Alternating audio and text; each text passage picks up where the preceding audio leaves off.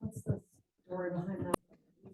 To the flag of the United States of America, and to the republic for which it stands, one nation, under God, indivisible, with liberty and justice for all.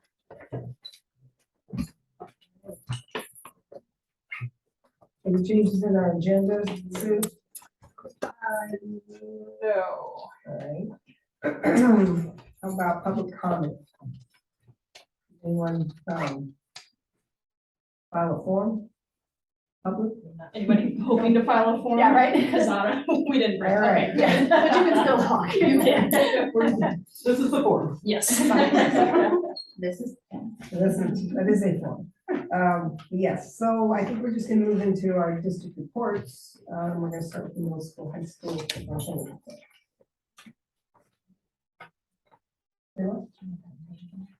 Yeah, I don't even have a pen. Oh, yeah, look.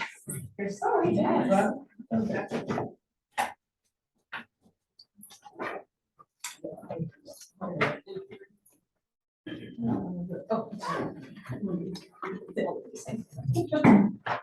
All right. I'm ready. Go for it. So, first update is, Jaren's not allowed to get flu anymore. At least on board meetings. No, I'm just saying, he's not feeling well and he's out, and so we're sending healthy wishes to him. We care about you. And we know you're gonna watch this. So I'll give a couple updates. My organized version is over there, and my computer's in, so I'm gonna use this one. All right, so I'm gonna run through a couple updates here. Affilia's Place. So one of our needs that has been identified is just ongoing counseling supports, both individual counseling supports, which we are making more and more referrals to the Western Lane Health Network, and then looking at small group counseling opportunities that are working to build coping strategies. And so Affilia's Place is a group that, or an organization that has supported that specifically for girls. And so that's going to start tomorrow, and it'll be for in their models, always 8 girls, 8 weeks. And there'll be Thursdays for 6 weeks and then Wednesdays for 2 weeks. But we're excited to get that started.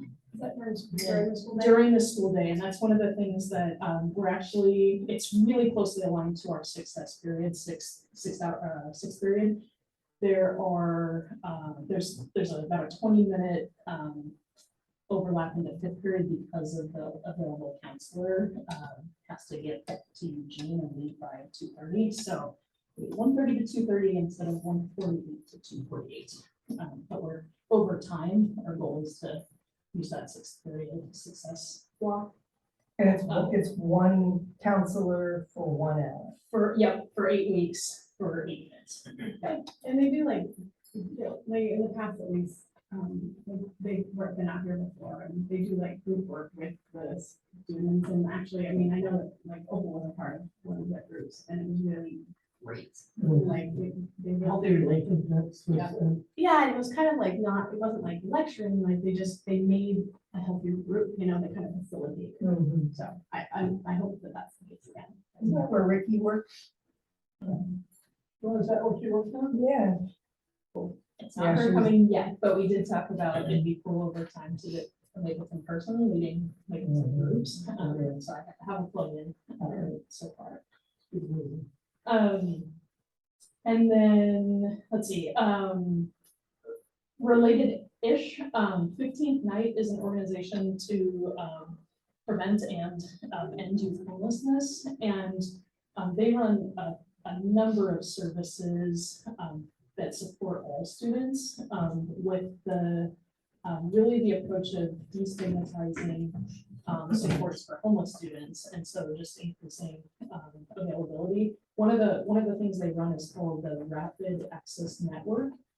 Essentially, there are folks on district ends that can say, here's a need, and it anonymizes. So here's a student who has a need, and then it goes out to a whole network of people who can provide. And then and then they provide them anonymously and they come to the district and it's that match. And so it's been really successful in Eugene, Springfield, and Bethel, and they're expanding into rural districts now, and Mapleton is one of the first kind of rural districts that they're like supporting into. It's a youth-led organization, so what that looks like is needs assessments by 15th night. Who come out, they've interviewed staff so far. They get a list of available resources and it's starting to identify barriers to resources, and then they come and work with students to identify, hey, what do you know about what do you need? What are the barriers to accessing? And then they'll bring back some recommendations to the district. We did the staff part already. The student part is, I don't know off the date, but it's coming in the next couple of weeks, next week and a half, I think. And then we'll get that as part of the needs assessment and the ideas. And then they say, hey, how can we help you to put these recommendations into place? So we're excited about that. One example, I had a student recently who we realized has anxiety from loud social places. A recommendation was made for use of iPod, what do they call AirPod. And it worked, and it was like, oh, these are they're expensive, but they worked. And so we put it out to the brand, have a pair in, and they're getting checked in and out every morning for a student to use. And so it's just like, and that was within a couple of days. I'm on that list, and so it's really cool to see, that it's very pinpointed, and all you have to do is you can respond that quick. Yeah, and so we're working to, one, expand the use of people who use it. Terry Johnson is our primary contact point for entering students, and we'll grow the number of staff who can enter into that system, and then we'll keep expanding community-wide responders on the other end. I think once they finish the needs assessment, then we'll get out in front of everybody and say, like, hey, here's how this works. Here's some things we're working on. If you want to be a responder on the other end, see us to sign up. And then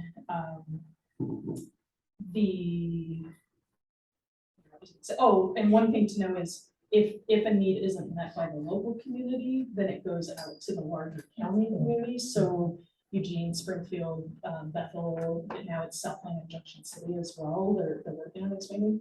We'll all send resources our direction if it matches something that we provide. So pretty exciting.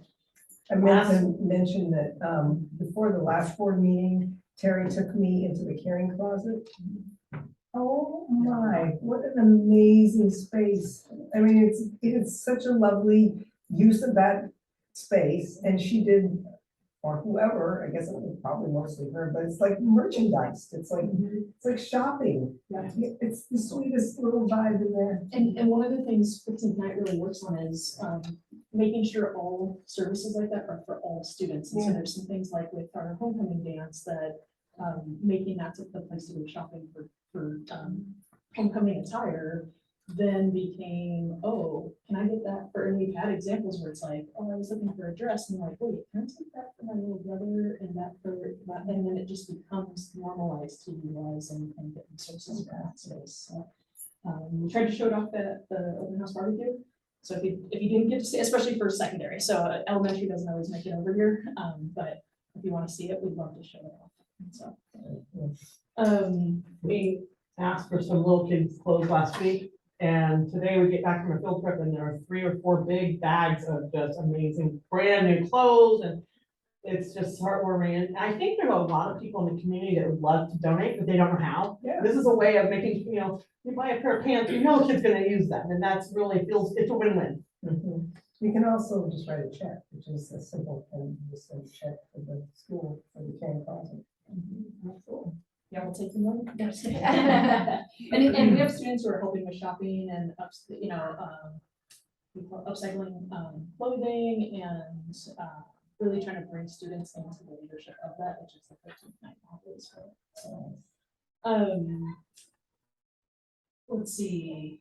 if you weren't here at the beginning, Vanessa came and introduced herself. We'll keep working to get staff here at Wednesday night, but she's Yeah, we not haven't met post the game. new, Or new ad. Wednesdays new are ad. hard, yeah. Yeah. So our co-principal doesn't normally work Wednesdays. She was here today, but as Wednesdays are hard to finish out there and those things, so she'll be up for tomorrow too. But meetings are, so we'll keep working on this. So we got two left, Joy O'Reilly, who's our co-principal, and then Chris Henry, who's our teacher. Let's see. Okay, so I do want to provide an update on Avid. So we have been an Avid district.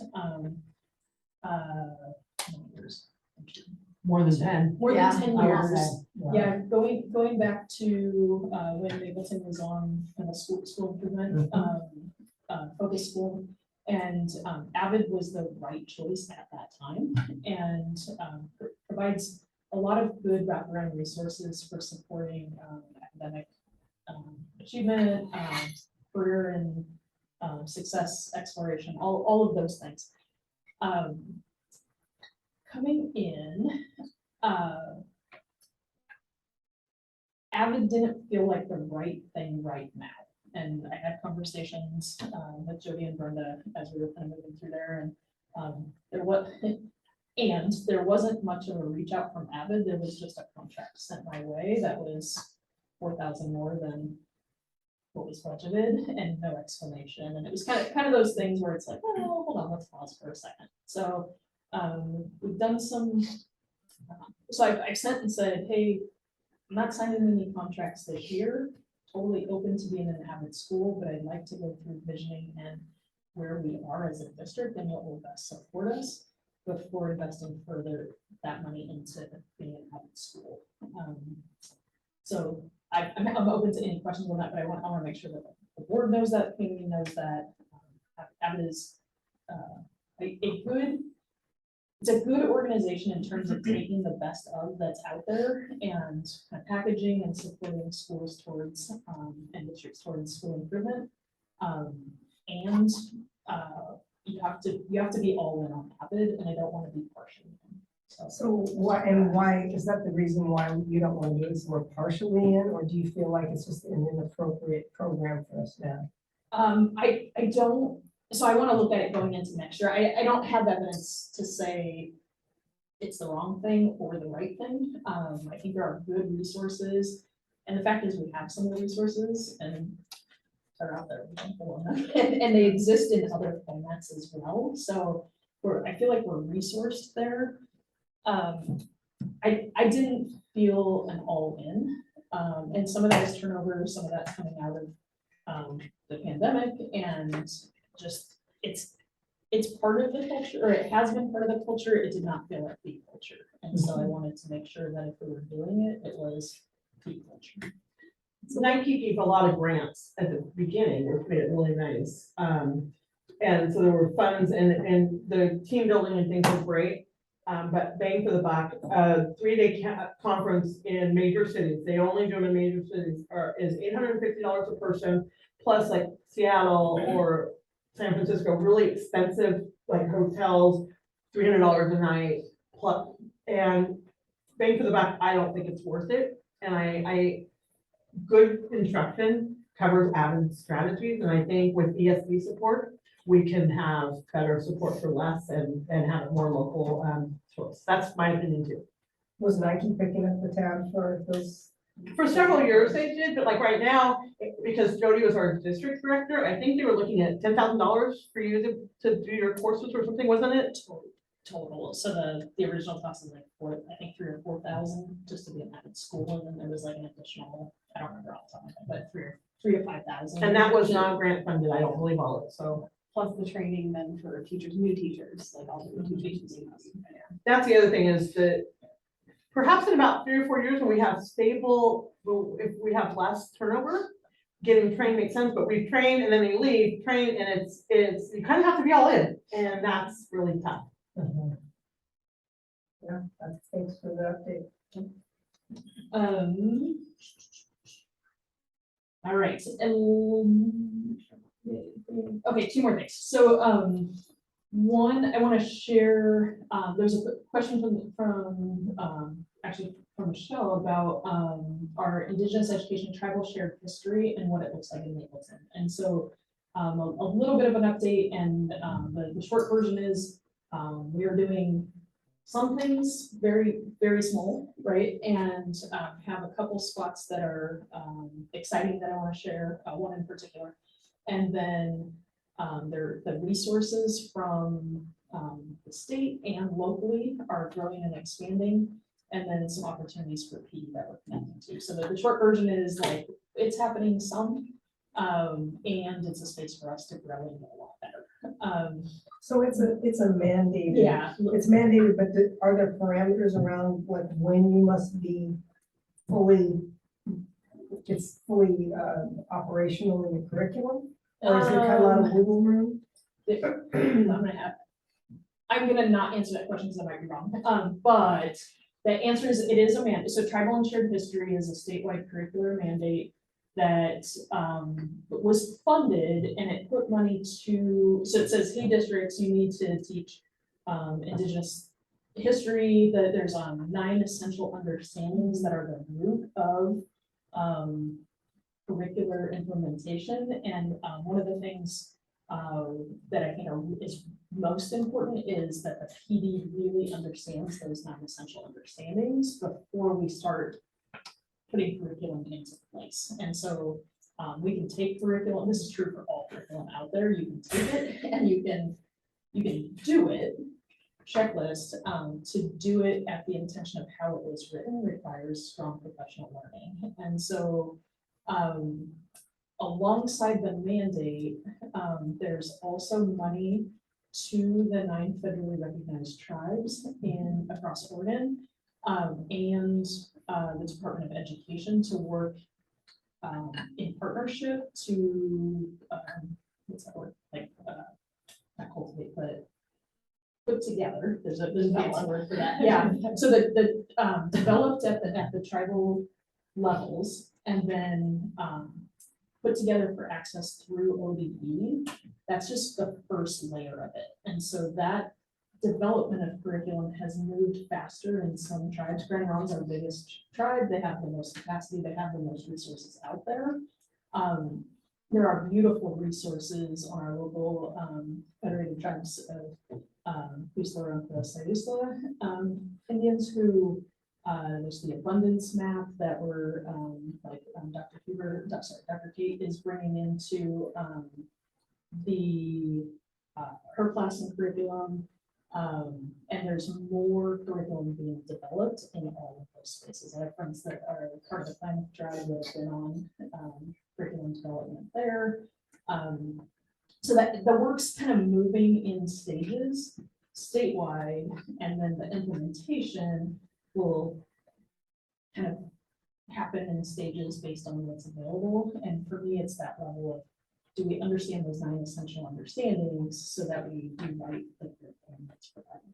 So what's the roadmap for Mapleton? Yeah, so 2 things. So ESD supported, there's it's gonna be the second cohort of a tribal shared history community of practice, and it's for teachers across the county to be led and supported by Indigenous educators across the county.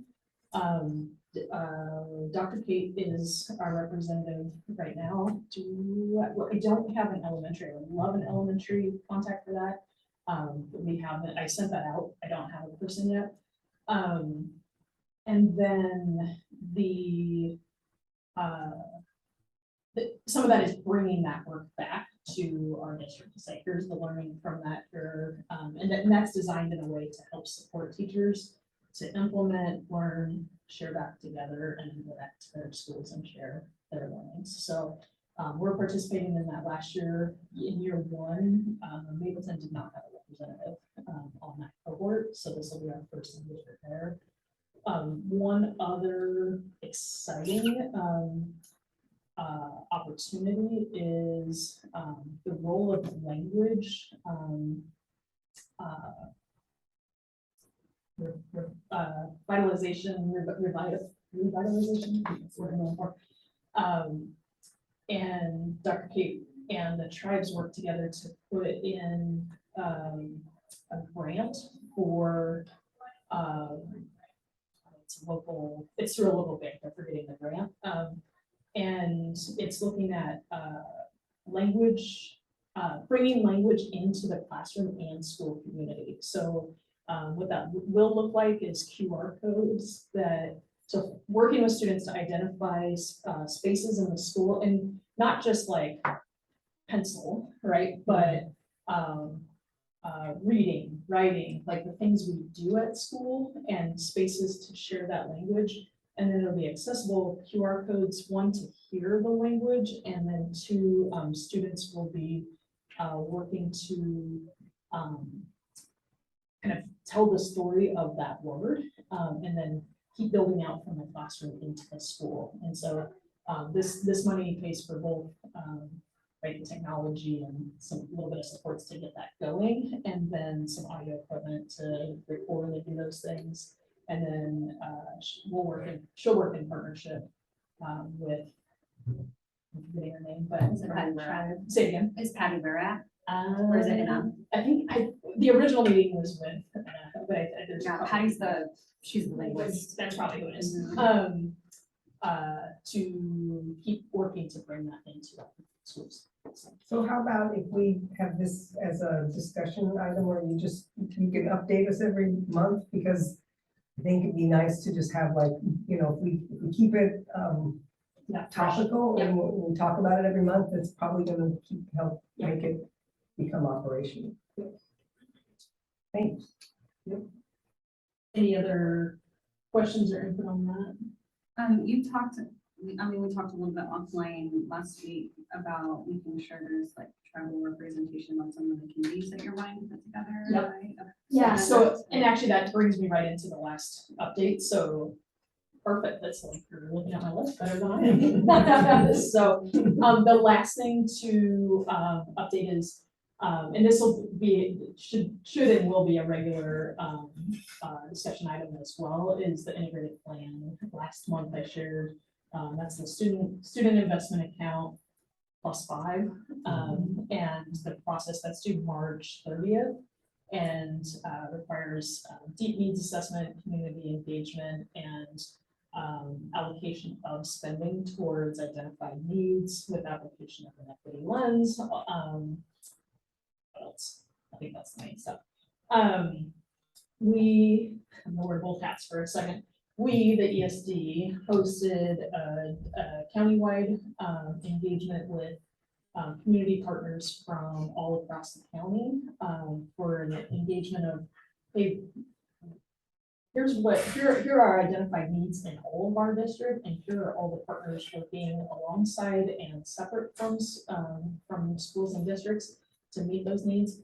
If we're all in the same room, what do we learn from each other, and let's network and make things possible. So it was super exciting to engage and meet a lot of new partners. And then there was a district planning time that was geared towards planning local community engagements and assessments. And we had, let's see, I went. Mary and Jesse Beers joined, and Stephanie Derhola, our art teacher. And Mary was wearing the head of financial community partner and then Mapleton team member, they're double dipping there. And one of the things we talked about is the alignment of committees that were starting in the district to the 4 areas of that integrated plan, and that those are driving forward, and the opportunity for tribal connection on really all 4, but specifically the teaching and learning, so that we're making these connections about curriculum and development of the portrait of the graduate, and community wellness committee. And so those connections between the district and our local community and making sure that there's tribal representation there. And not just limited to tribal, right? Like all of those committees should be representative of many of our local partners and families. And the other exciting idea that was generated, there were lots of exciting, but one other was really thinking through, like, when we say community engagement in Mapleton, how many, like, we have a lot of siblings. And so when, like, if we think through how many families and set the goal of engaging with every family in a meaningful engagement, it doesn't have to just be big engagement, come to this thing and tell us what you think, and you know, it can be more it's like more intimate with a couple of families together and really hearing, especially where there's siblings, what's the opportunity for alignment and improvement across multiple grade levels? What worked before, what works now? What are you seeing at, you know, you have a third grader and a ninth grader. Where can we improve? Because you have two different views of our district. So we're working towards lots of planning for community engagement and committees and getting all this kind of going the same direction. There's a lot of pieces right now. I was just talking to somebody on Sunday in the last 5 days about really there's all these, when you're new in a district, there's all these kind of discrete things, and in your head you're like, they're connected, but they're not really connected until everybody else knows they're connected. And so really taking all these pieces and getting that kind of plan laid out. We're going to talk about board goals and planning towards board goals, but connecting that piece and really having that layout for, like, what does the year look like? How does it integrate? And how do we bring coherence to all these different pieces? And that's where I'm at right now. And that's where we're at as a district, and excited to get that laid out. It'll be fun to see, and actually it will be instructive for us to see, like, dates so that we can chart what's going on, because right now it sounds like a big project and it's pretty squirrely. But I'm sure that you've got an MO there, right? We're getting there. Right. Yep. Oh, you know what? I lied. I got one. I wasn't done. Couple other updates. So the update on our sixth period success period. Just sharing. We've implemented. I think I was. Yeah, last meeting I told you guys we're about to kick this off. So we've implemented our house structure, and then also rolled out club opportunities yesterday. Yeah, yesterday. So many of our students don't have opportunity to engage in extracurricular clubs, especially students who don't participate in athletics. It's kind of a school day ends, they take the bus and they're out. And so we're really excited to embed student identified clubs into our weekly schedule. One time a week. It was full yesterday. Was kind of in and out of here yesterday on the way to and from meetings, and there were 7 kids going on a nature hike who are making up the outdoor club and starting to identify, like, hey, what does it mean to be the outdoor club? And these are kids who I have heard in other realms saying, like, hey, I'm rural, I love doing 4-H things, I love doing that, and they're out there going for a hike, and like, just to think of where that can go is really exciting. So Is there a staff advisor? for each, yep, so we had, I can't remember if it was 6 or 7 club opportunities. So we kind of got input from all of the students on what clubs would be of most interest to them. Did some in success classes and houses, did some voting. Heard those down and attached them to staff who have similar interests. Are you going to talk about it at all in your update? Okay, so I won't say. I always found if you go after him, Yeah, you it don't works have way to better say when he wasn't anything. here. I'm telling you, you just go, yep, and you just kind of smile. Yeah, so I will, yeah, are you gonna talk about tomorrow? Yeah. Okay, then I'm done. All right. We're gonna turn it over to Yeah, Gail. let's turn it over to you. Yep. Nice haircut. Thank you. Oh. I told him already. I was a little underprepared. I didn't realize the school meeting was today, so I did write this while Miss Wilson was talking. So the first thing is obviously sports is going well. The football team is we're 2-5 right now, so we're not doing the best, but we're still a new team. You know, it kind of this is kind of our building year. Like, you know, we didn't play football last year, so we're building on that. But we had our homecoming game last Friday and against Crow, and we did win that 39-31. Yeah, it was close and it's definitely fun. And like I said, it was homecoming, so we did do homecoming slightly different. So we had the 2 royalties for every class, but we changed it up a little bit. Instead of having a prince and a princess, we tried to be slightly more exclusive and gender neutral for it. So we had each person could choose whether they want to be a prince, princess, or just royalty. And then that way they could just kind of vote for whoever they want to put in. And we ended up, for the seniors, having 2 kings instead of the king and a queen, which was myself and Mason Flansburgh. So that was an interesting and fun homecoming. We actually got noted in the Sayson News and about that. So they are bringing a light to it, that how we like to do things differently. And so it's showing up a little bit that, you know, we are being more inclusive. Yeah. Yes. Sometimes I say it wrong. And So, I hope most of you know, the high school volleyball girls made it to playoffs and Yeah. they're going to Crow tomorrow to kick it off. When they beat Crow, Saturday, they're gonna have a game against Alcy too. And so hoping for the best. yeah, I know the high school football team, high school football and middle school volleyball are coming with. yeah, they're going with, to support them, cheer them on. Mm. So, So it's gonna be a big crowd, yeah, because we're all excited about it. okay. And y'all are the best cheering crowd ever. Yeah. It's really great. Will Tucker Ford be there? Yes. Yes, He he will be is the there. leader. Yeah. He's got it. He's the Yeah. yeah.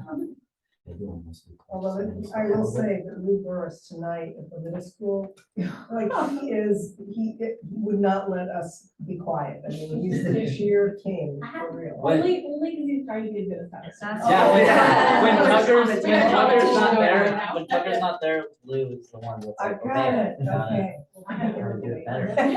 Yeah, he's loud. Now, we're gonna talk about the clubs and houses. So, clubs just started, yesterday. So far, everything I've heard from like the different, like my friends and stuff talking about the clubs did really good. A lot of people enjoyed it. I especially heard from the D&D club. They really enjoyed it. So that's good. Houses are also going really well. We have all our houses and our house names set up. Just do people know what the house thing is? Yeah, so we had kids take a survey and then, I don't even know if the survey actually did or anything. I heard a lot of things about the survey, but basically all of 7th through 12th graders were assigned to different groups. I know part of it was to get more interaction, so it's not just you're hanging out constantly, it's just the like 2 or 3 people you always hang out around with. To kind of get more students to interact with each other. But there was, I think, is there 3 groups or 4 groups? 3 groups with, you know, a set amount of students from middle and high school. And it gives a chance for friendly competition. So they all got to pick a name, kind of a mascot, their Building, we're Their making colors, and- flags, that kind of stuff. And then usually at assemblies and stuff, when we have games, people go into their houses and then it's competition against their houses. And I believe, I don't know if it's the end of the quarter. Yes. Yeah, so at the end of the quarter, so you get points each time you like win a game or, you know, win this or something. Attendance is also a big thing. If you show up to school, you earn your house number of points. Yeah, so that's to help encourage attendance. And I believe the winning house gets to go watch a movie.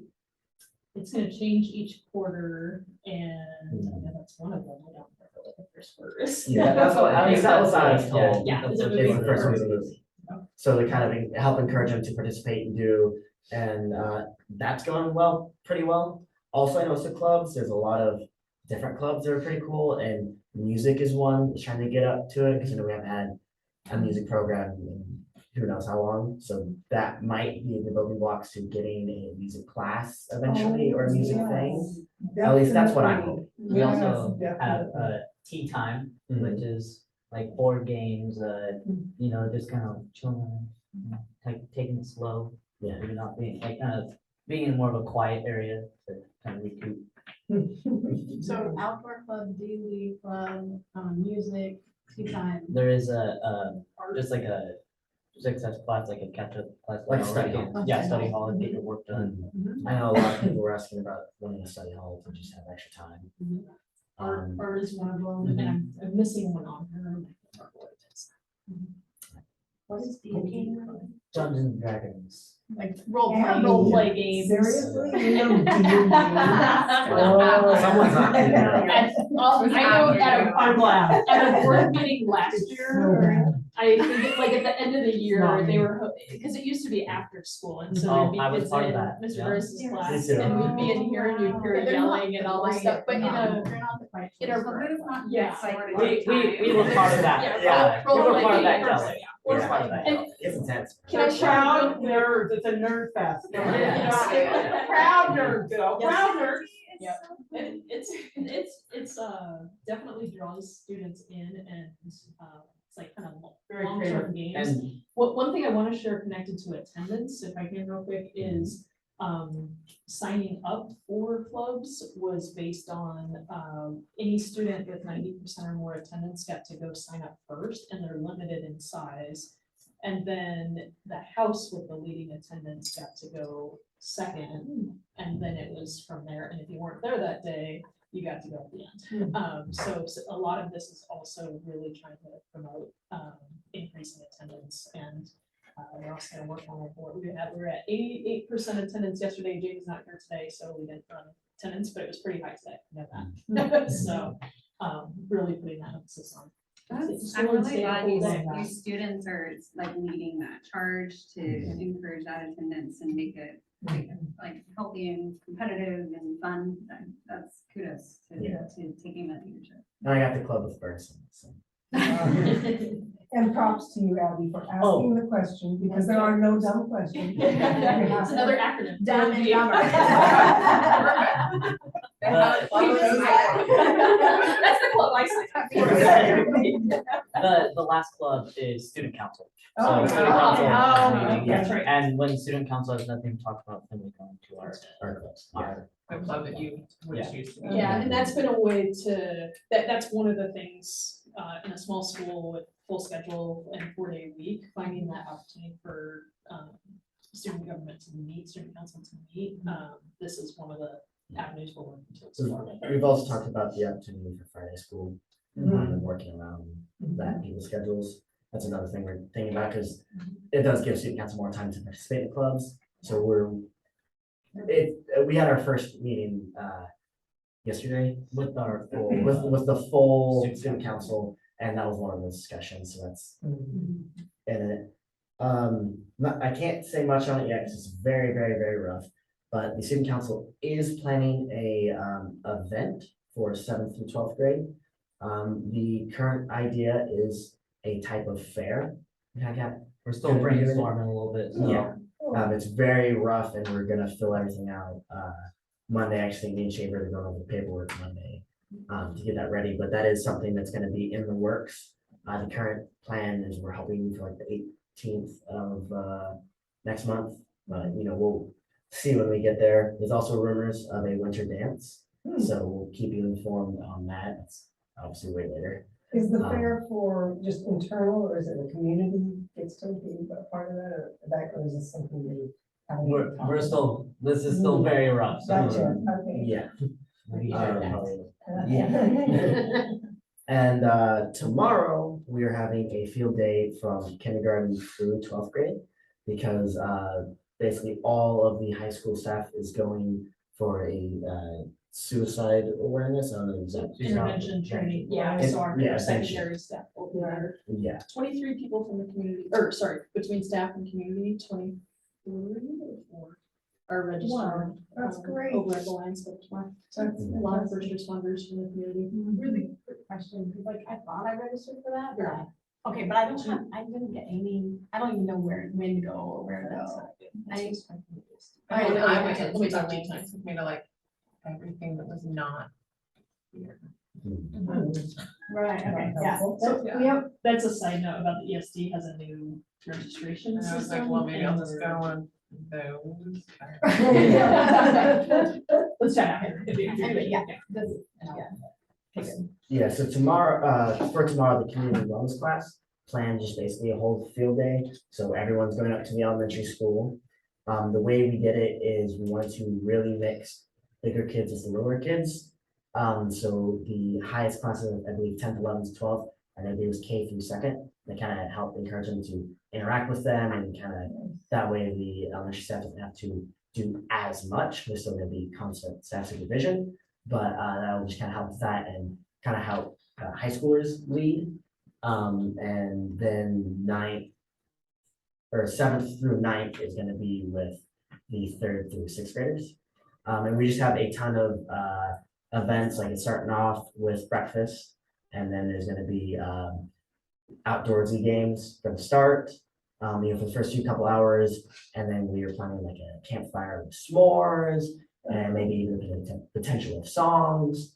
And then we're going into like games. We have stuff like tie-dye, pumpkin carving, pumpkin painting, crafts and stuff. We'll also open up like the library for kids who maybe don't participate with things, or it's getting too overstimulated or too loud, because it is supposed to be a fun day, so we're not wanting to force kids to do things. And then I believe there's gonna be like a movie towards the end. We have a lot more planned out and stuff. It's all written down. So I was trying to think of it in my head, but it's gonna be a really fun event, and we're hoping it's gonna be a fun day. Awesome. Well, it sounds like you've solved everything. Yeah. You know, I'm like, I will ditch work. I believe that's all the major things I can think of.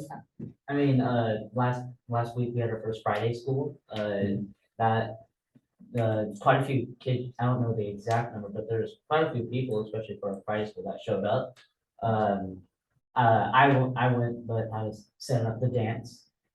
The dance also went really well. But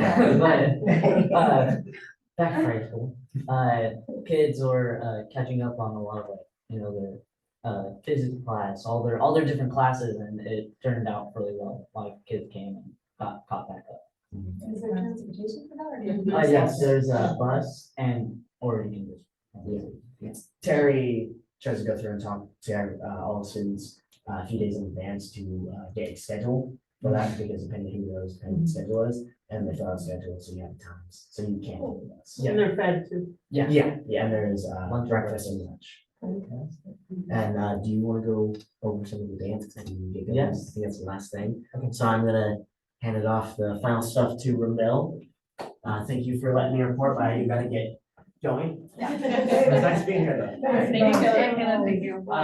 Last weekend on Saturday, we had our homecoming dance.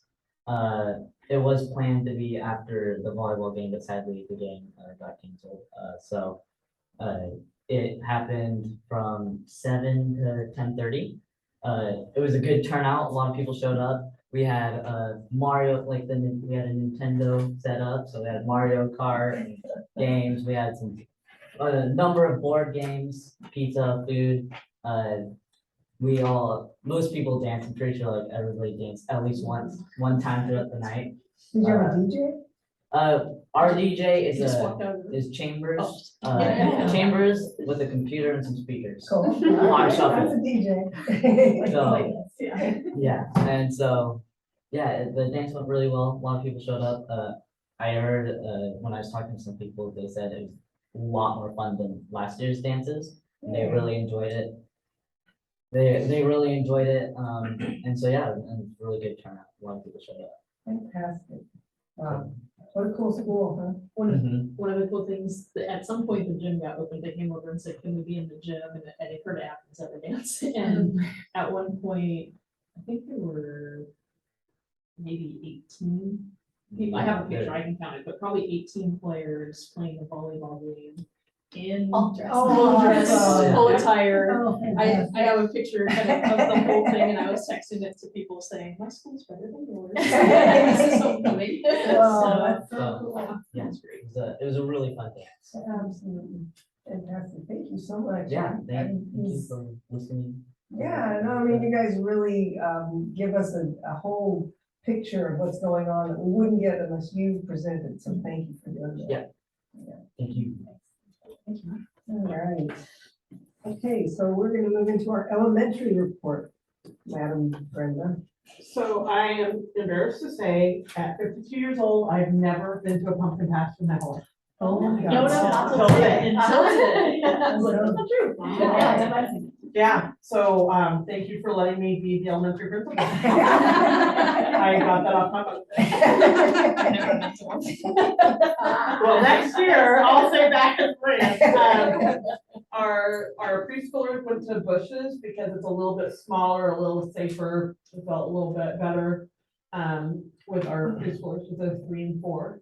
And then we went to Dietering's over in Harrisburg with our others, and our 4th through 6th graders got to go through the corn maze. It's a small one compared to some other orchards. And then we got to get pumpkins and have fresh apple cider and ended up at the park. It's a beautiful park in Benita. It was just a great day. So we've had 2 field trips already, and I think that's really important. Kids are very engaged and excited to be at school. And as we all know, kids that are engaged are more likely to be successful students and want to be here. So we're planning some other ones. Get your pocket ready there. They're not all gonna be free. One thing that Janet Jackson's doing, she's pushing into classes for social emotional learning. So she's teaching kids how to be polite, how to be good students, how to be respectful. But sometimes we have kids, believe it or not, that struggle with each other. And so we're starting, like, there's 2 boys that don't normally get along on the playground as well as they could. So we're gonna start having her do board games with them so that they learn how to take turns and find things that they have in common, with the idea that, kind of like what they were saying about broadening your friendship ring and making sure that we're all friends. And so I'm excited about that.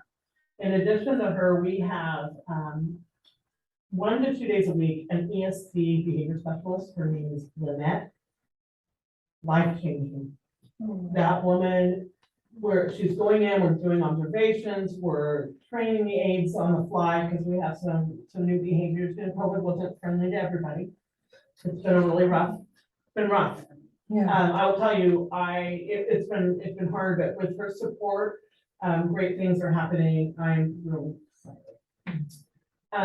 Tomorrow, a couple of us, Christina, one of the aides, and I are going to MANT training, which is, it's restraint training because we need to be trained, but the goal of MANT is to do everything besides restraint. Is Is that how an to acronym? safely, it is, I don't know what it stands for. I've never. Okay. Warrior and another, the first full day, 8 hours, it's gonna be at Junction City, is all about how to avoid the conflict or this, the whole goal is to not ever restrain. That is the goal.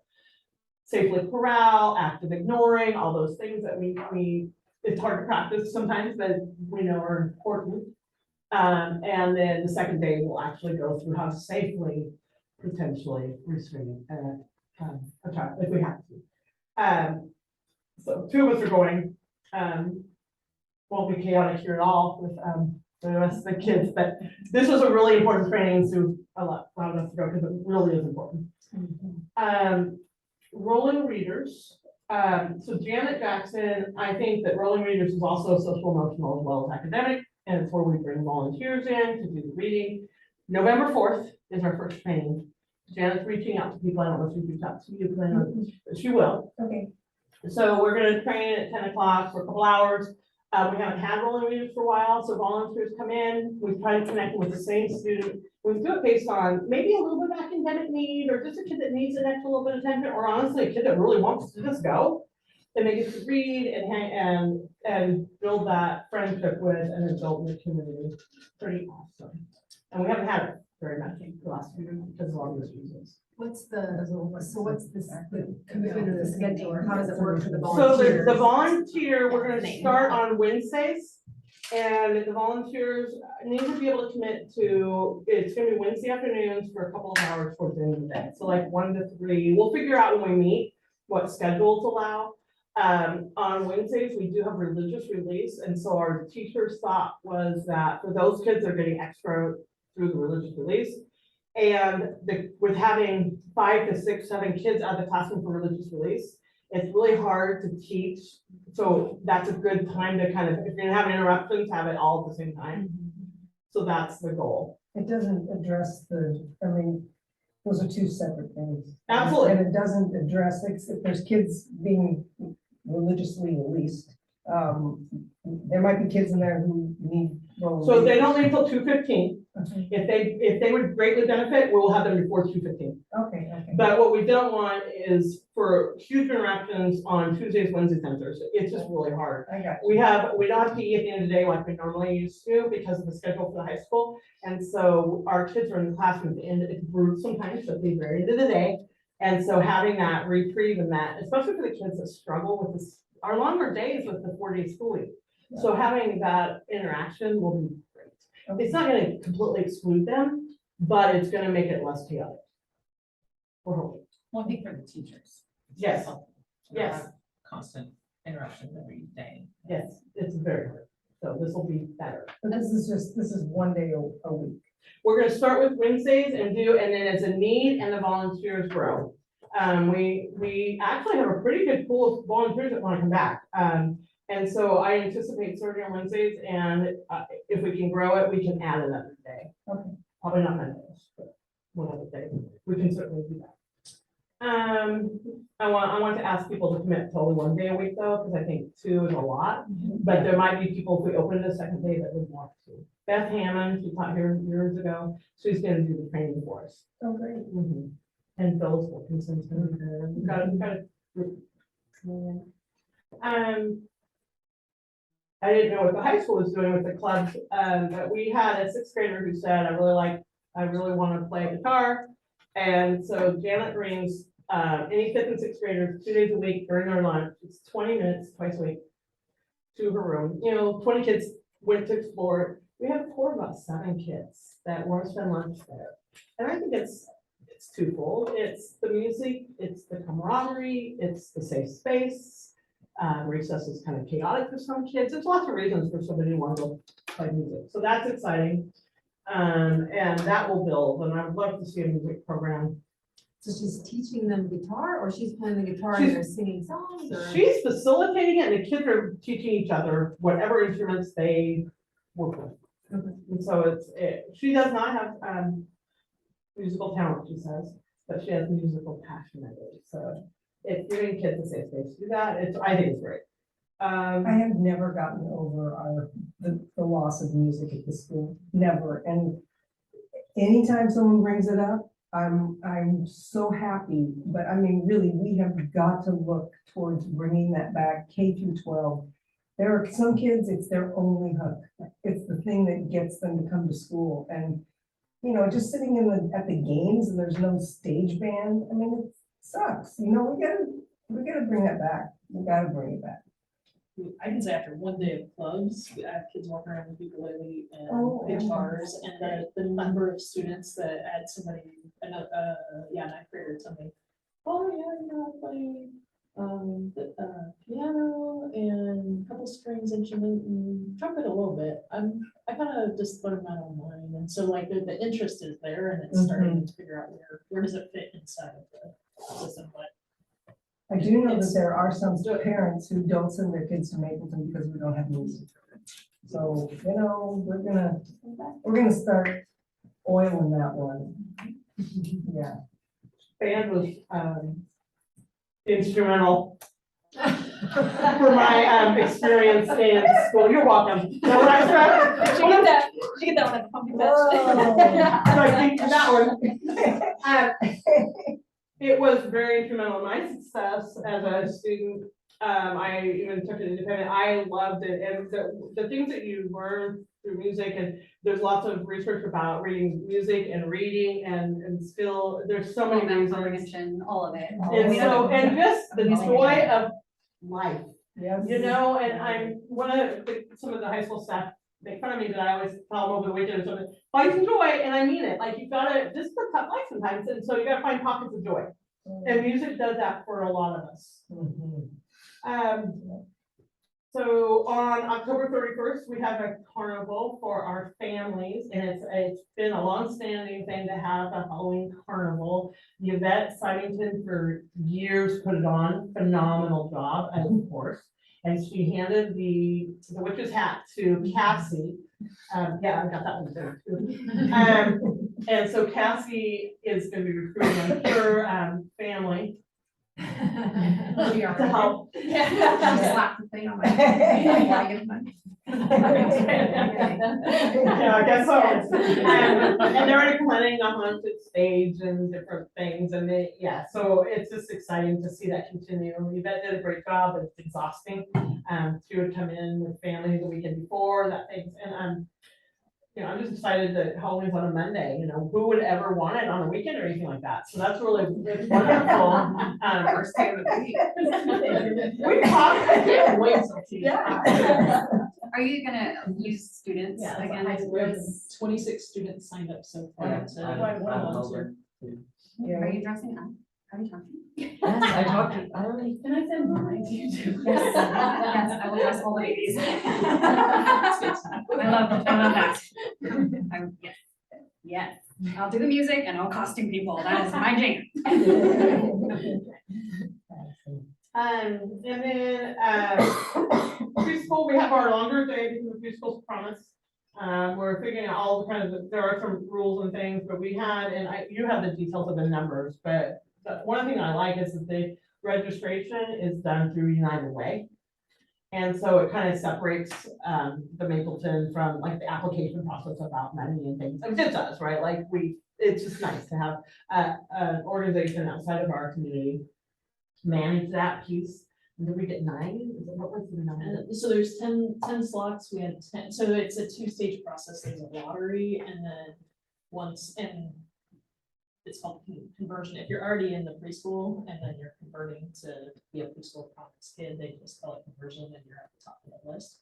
So we had 10 slots, 10 applicants, and then it goes to the next stage where United Way talks to each of them and gets all the stuff they need. And so that's playing out. I actually don't know the time frame of that, but over the next couple of weeks, and then we'll go there. But I think it's really the behind the scenes paperwork kind of piece, and we did get our grant agreement, and we're gonna make sure to share that. That's Monday maybe, and 15,000 per slot, so $155,000. Question about that registration process, like, it is good to have United Way and do that, but it also sometimes any sort of paperwork and registration is a barrier for families. How good is United Way about? So I've been meeting regularly with the United Way rep. There's a team there, but I've been meeting with them, and so following the lottery, like I helped make sure all those spots got done through the lottery, and then met with them and said, okay, next steps, and here's some things to consider. Language needs for a couple families, time of day to call, those kind of things. I shared some of that information, and then they're gonna reach out if there's any trouble connecting or doing that. So and then a couple tech support needs for families, and then they'll reach back out to me if they're not having access. Or if there's like a response. Exactly. Yeah, cool.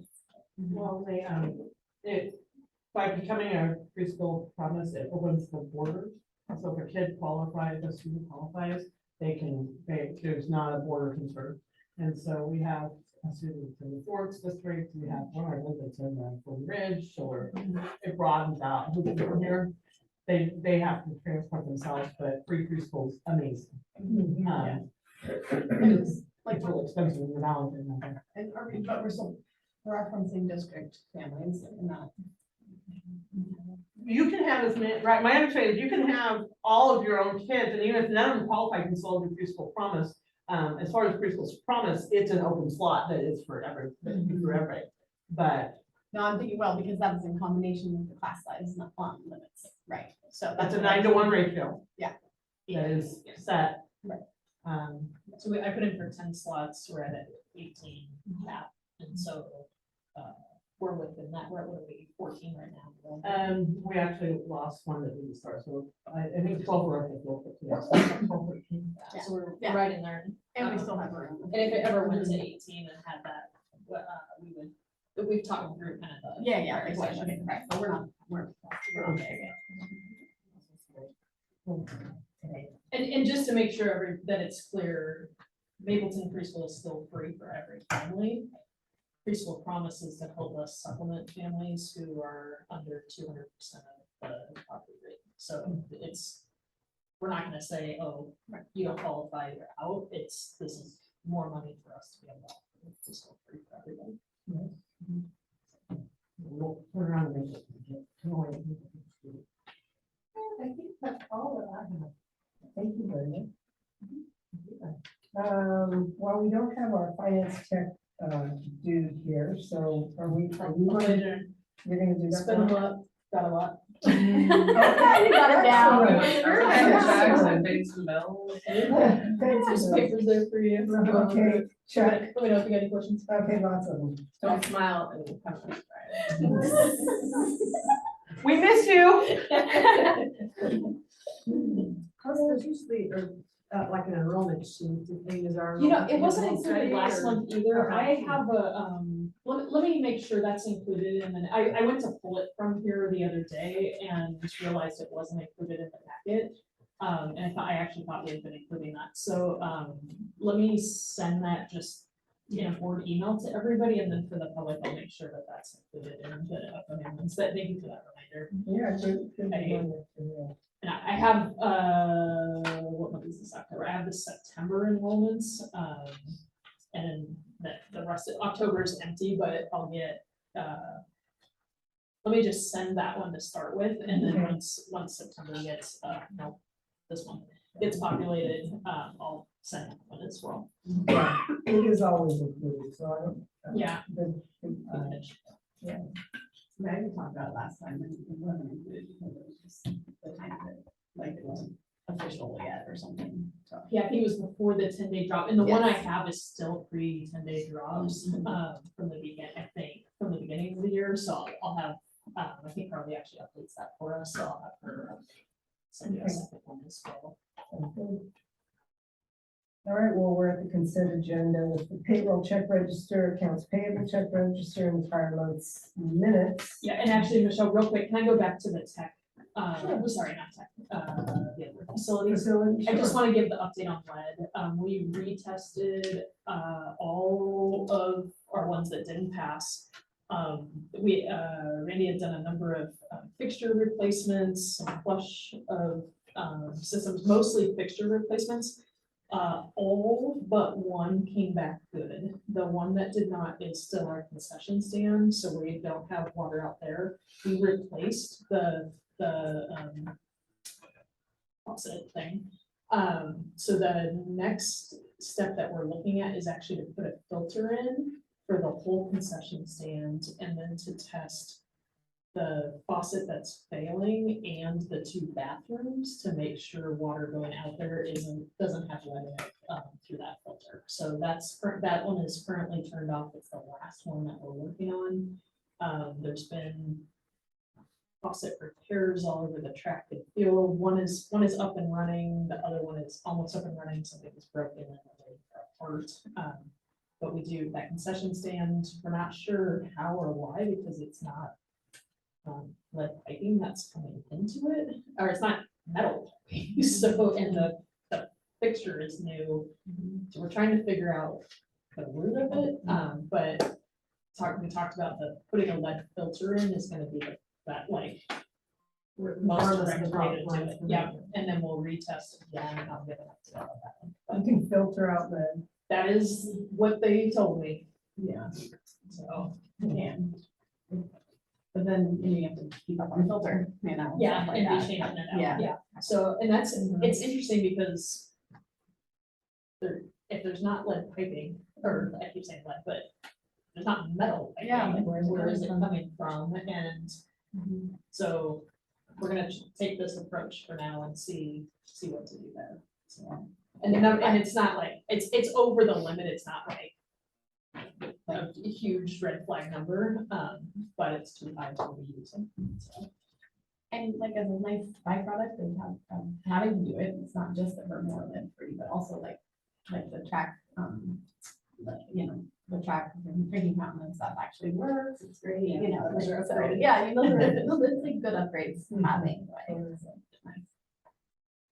yeah, those numbers, the allowable amount of lead. I mean, I don't think any of us think that there's really an allowable. Right, yeah, Maybe that was the wrong way to say, Right. it, but we have seen numbers that are like Right, through the roof, these are Right. like hovering around allowable, but Allowable. it's still not Right. allowable, so. okay, well, thanks for the update.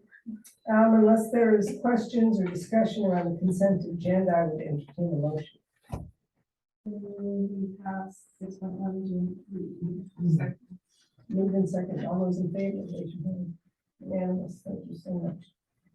And we have an action item on, a policy review, yeah? Yeah, can I give just a little overview? So, Yes, please. this is,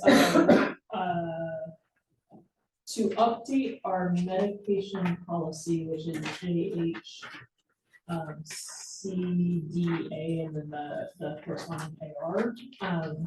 And, for us to have Narcan, the actual name is naloxone. I've never heard anybody say that out loud. Everybody calls it Narcan. And it's, a medication that is used for opioid, overdose, and recommendation is from Lane County Public Health is that schools and districts have Narcan in their med kits with trained staff, and this is not only for, and just to be really transparent, we want to be prepared in the case of overdose, both for our students and our community, and so if people know we're a site, then we can talk to people about how to access those kind of things. We'll send out following up, where I want to be really careful as a district is that we don't put ourselves in a spot to be talking about Narcan and how to access Narcan to our community without it being in our policies first, and that obviously we're not going to train our staff and have it available until our policies say you can use it.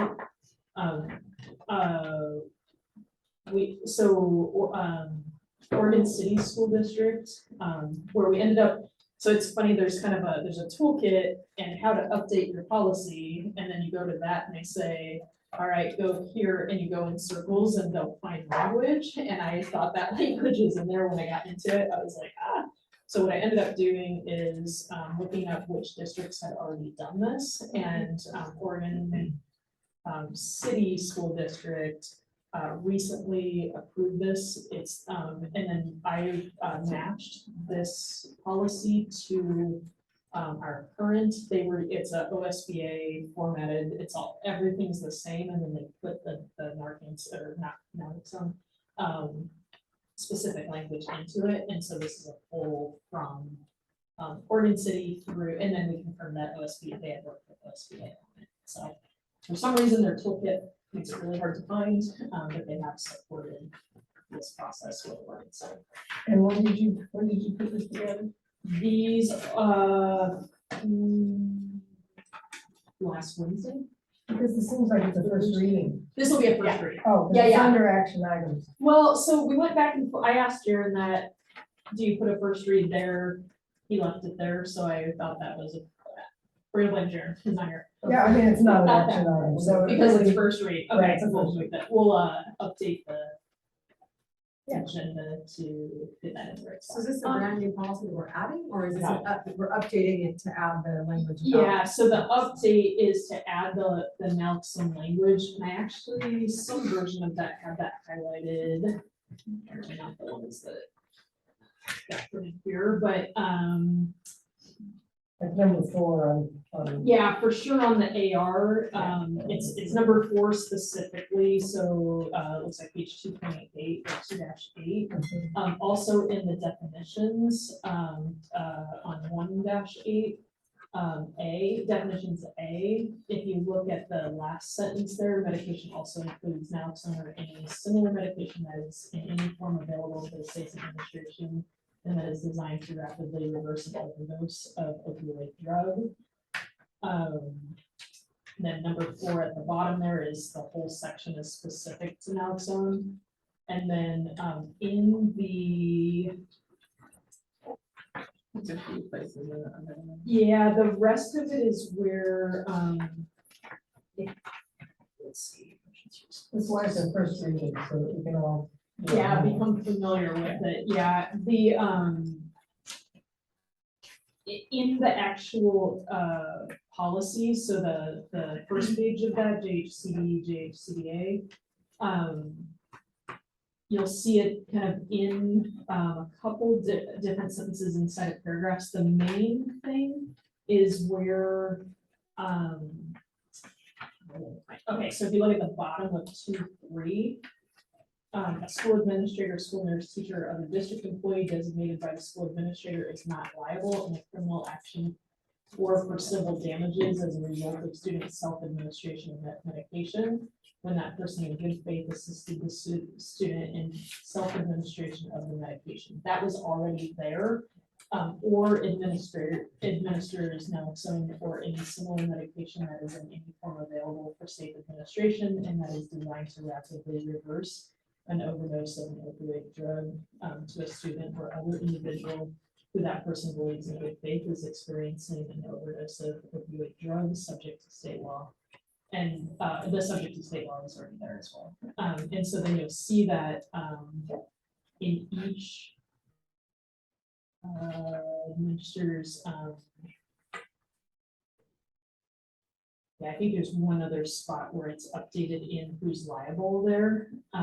Yeah, reverse of an overdose of an opioid drug to a student or other individual, and same language. So it's really making sure that our liability is updated in policy, that the people that we train to use it are protected. Yeah. Can you send out a highlighted? Yeah, version? I have that shared. Let me send that with the attendance. And I do have a question about the administering of this substance. That's just like during the school day? Or because we are trained, we would get, our people would get called from a community member? at 3 No, in the no, it'd be morning? like, so if somebody's At a game. at a game or on East Gotcha. Mapleton, Okay. walking down the street, those kind of, like, Okay, things that happen near a school, especially folks on campus, and at events. So it wouldn't be, so the piece about community, like anybody in the community can access Narcan through pharmacies. It's the one drug that a pharmacist can write a prescription for and doesn't require a doctor's prescription. And so there's information like that that I think is really important to community. I will share in terms of training community members, also, this is my opinion, and I don't speak for everybody on this, but first responders, I believe should all be trained. That's not always a shared opinion. Community members, actually the most common trainings are actually for drug users. And so it's to keep their communities safe and make sure they have Narcan, and because drug users are going to be, opioid users are going to be closest to an opioid overdose. And so that's some of the kind of harm reduction stuff that's happening. That's a different, that's like HIV Alliance does a lot of that training. There are other organizations that are, that's not the job of schools. The job of schools is to have this in the case that somebody on campus is experiencing overdose. all right, thank you.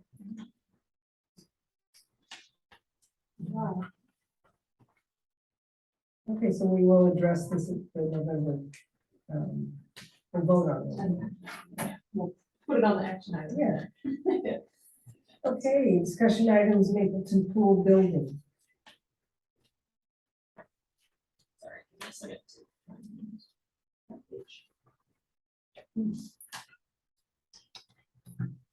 Oh, yeah, give me one second. I actually want to read something. Do you want to, do the two of you want to start? I'm gonna read Yeah, the email, let's but see. if you want to Sure. start. We met with, SRC, yeah, an SRC board representative, Curly House, and discussed, and the sort of agenda item for that meeting was to really come to agreement on what the next immediate step was in order to try and be able to use the funding that we have, grant funding that we have at the moment, for that building. And so, we did, and I think what Sue's doing is pulling up an email that summarizes the outcomes of the meeting. Tom. Yeah, and as of yesterday, I believe, pretty sure I got email yesterday morning. So we met with the SRC representative, and the agreement was that they would go back to the full board and share this summary and get approval from the full board being on the same page, and then contact us back. And so I got that email yesterday morning, and they are on the same page. So I'm gonna read this into whatever that means. All right. So Mapleton School District and the Sayosla Regional Aquatic Center boards have met and agreed that the focus of the pool building needs to be solely on capital improvements. Both agree that the district vision and priority needs to be securing funds for a safe, secure building that will be a benefit to the community. While this vision is not specific to a pool or any other use of the building, we encourage the community to continue to dream and work together towards a return of community gathering, learning, and growing together in this space. We all agree having a safe and secure building is foundational to offering any community services within the building, and that we must start there. Narrowing our vision to capital improvements ensures we maximize funding opportunities and limits the number of strings attached to secured monies. Once the building funds are secured, Mapleton School District commits to visioning use of the building with our community. The current aim is to maximize use of the USDA grant funds, which were awarded to the district, $303,000 towards very specific uses of the building, and to seek additional funding for capital improvements. We're pursuing a seismic grant put in for a brick grant that I can talk about in a second. The $47,000 from the Sherwood report expense can be used towards required matching funds for the USDA grant. The district has, the district has submitted a pre-application for a brick grant for $1.2 million in repairs to the envelope and locker room spaces, similar to the USDA grant. However, the funding timeline will not be of help to spending the USDA dollars. It's a 3-year turnaround for them. Additionally, because both the district and SRAC have not raised the funds necessary for reopening the pool, the district cannot at this time commit to the pool vision. Thus, it has been decided by both parties that the $500,000 from the Oregon State Legislature specific to a pool should not be used towards capital expenses at this time. SRAC will meet and decide possible options for use of these monies separate from the school district. Both parties feel strongly that there are less expensive opportunities to open our district spaces to the community, our industrial arts building, our fitness areas, our health, pursuing a health center, etc. And that as more community gathers and uses the campus, more funding opportunities will present themselves for the pool building. We are all committed to a Mapleton campus that promotes community vitality. And then our next steps, we've done a few of these. So this is approved by the full SRAC board. And then if in agreement, we will set meetings with Zach from the Siuslaw News and others to help share this messaging out to the community. And then we'll continue to look for grant opportunities and fundraising that was the whole building and that maximizes the use of that 303,000. That's a short, we know we're up against a time frame there. We don't know if we're gonna be able to spend all of it, but we'll do as much as we can.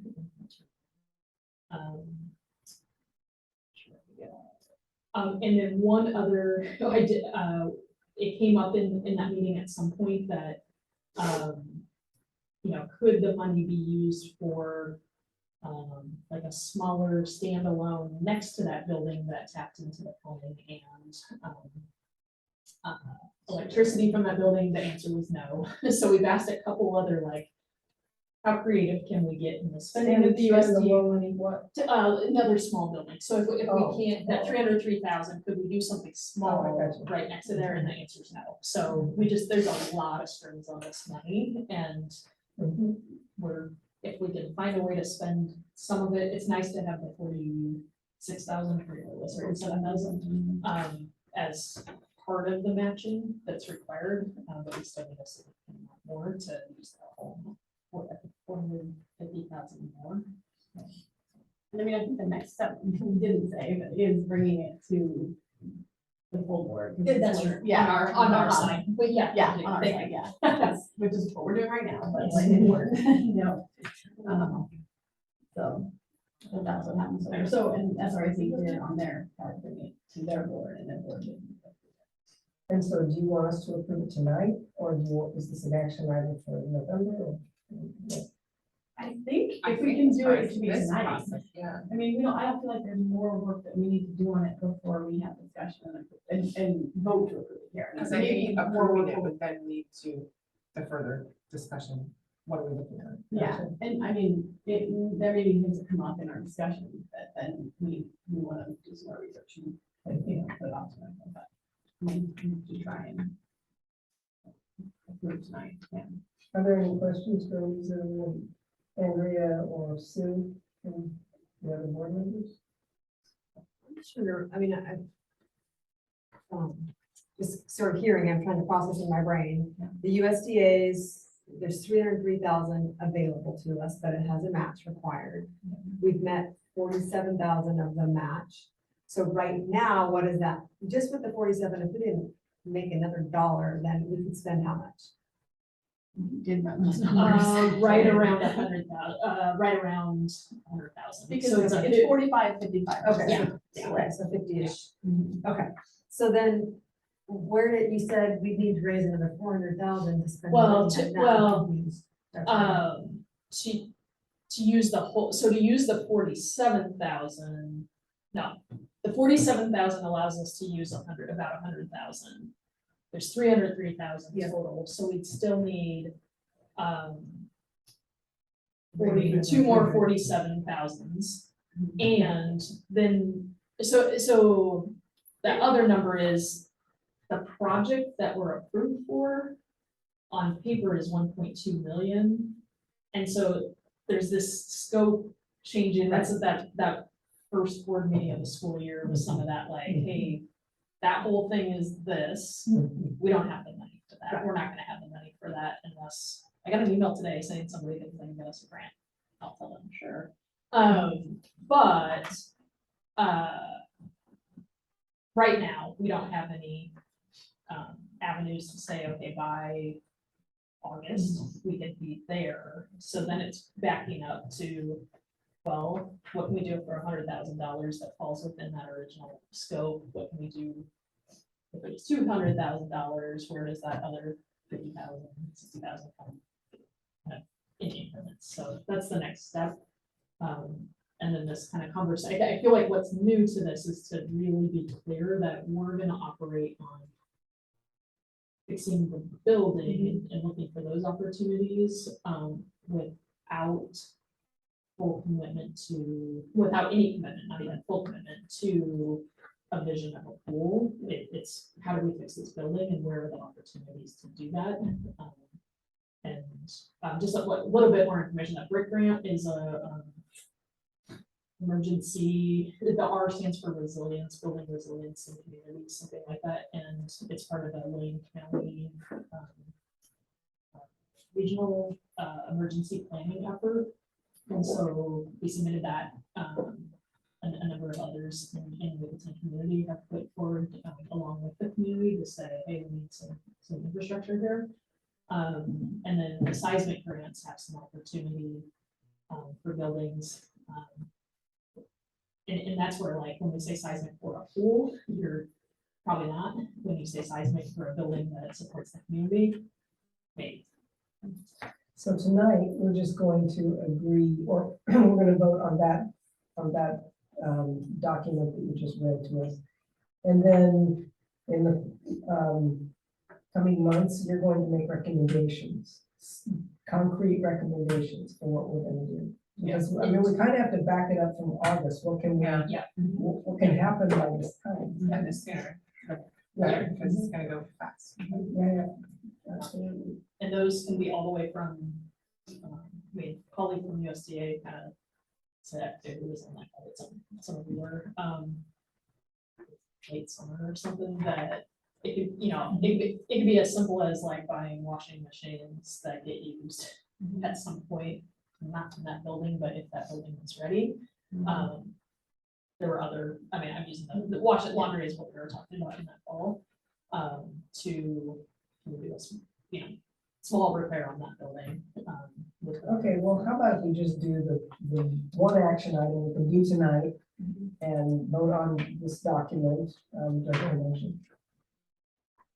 Move to approve the agreement document as you presented. Moved and seconded, all those in favor, raise your hands. Passes unanimously. Okay, so, and all of the potential things that can be, let's just start plotting our path. Yeah. Cool. My follow-up would be to share that back to Sheriff Ford first and say, hey, this, we're all in agreement, Yes. let's work on getting that Yes, out to the exactly. community, and then one step at a time, All right. figure out how to figure that in. Did you talk about the, for family foundation about, because there was a $50,000 capital Um, grant for that. Right? And there's a role. we talked not about that grant specifically, so, yeah. I think we should check that into that, because that would be a good chunk of match. And it's a rolling, I know that it's also a rolling, they don't have like grant. windows, so we could apply next week, and that might get that money in house in time. Just make sure everybody knows that so Ford Family Foundation, and they were at a Save Television event. Sometime in the last couple weeks. Yeah. That Mizu and I were both at, and so I did have a really good discussion with one of the Ford family reps about community visioning and building those kind of things, and they did share the capital. They have like a small capital and then a large one too, and so I will follow that. And the large one has capacity money, so it's got money also to like help pay for, sort of what it would take to implement the project, whatever the project is. And then also a $2,000 capital chunk. That would give us another kind of 47-ish thousand, 50,000-ish instead of match to double what we can spend right now. So, yeah, great. Thank you. Thank you, Professor. I feel like we got someplace, we moved forward, because it was all feeling very squirrely to me a month or so ago, so thank you. At the very least, we're all on the same page. And That's that's nice. not a Yeah, bad place to that's start. that's great. And we feel like it's a place, a page where we can take action on preserving that building. Yeah, she's like, has been not, we haven't felt like we could move on that, so I'm really excited about, do some stuff there. Yeah, thanks for your efforts. That's super appreciated. Community engagement. Yes, you spoke a bit Yeah, about that. You want to continue? or- I talked a lot about the event. So the follow-up is to get some dates out to the community. Period. So we'll get those communicating out.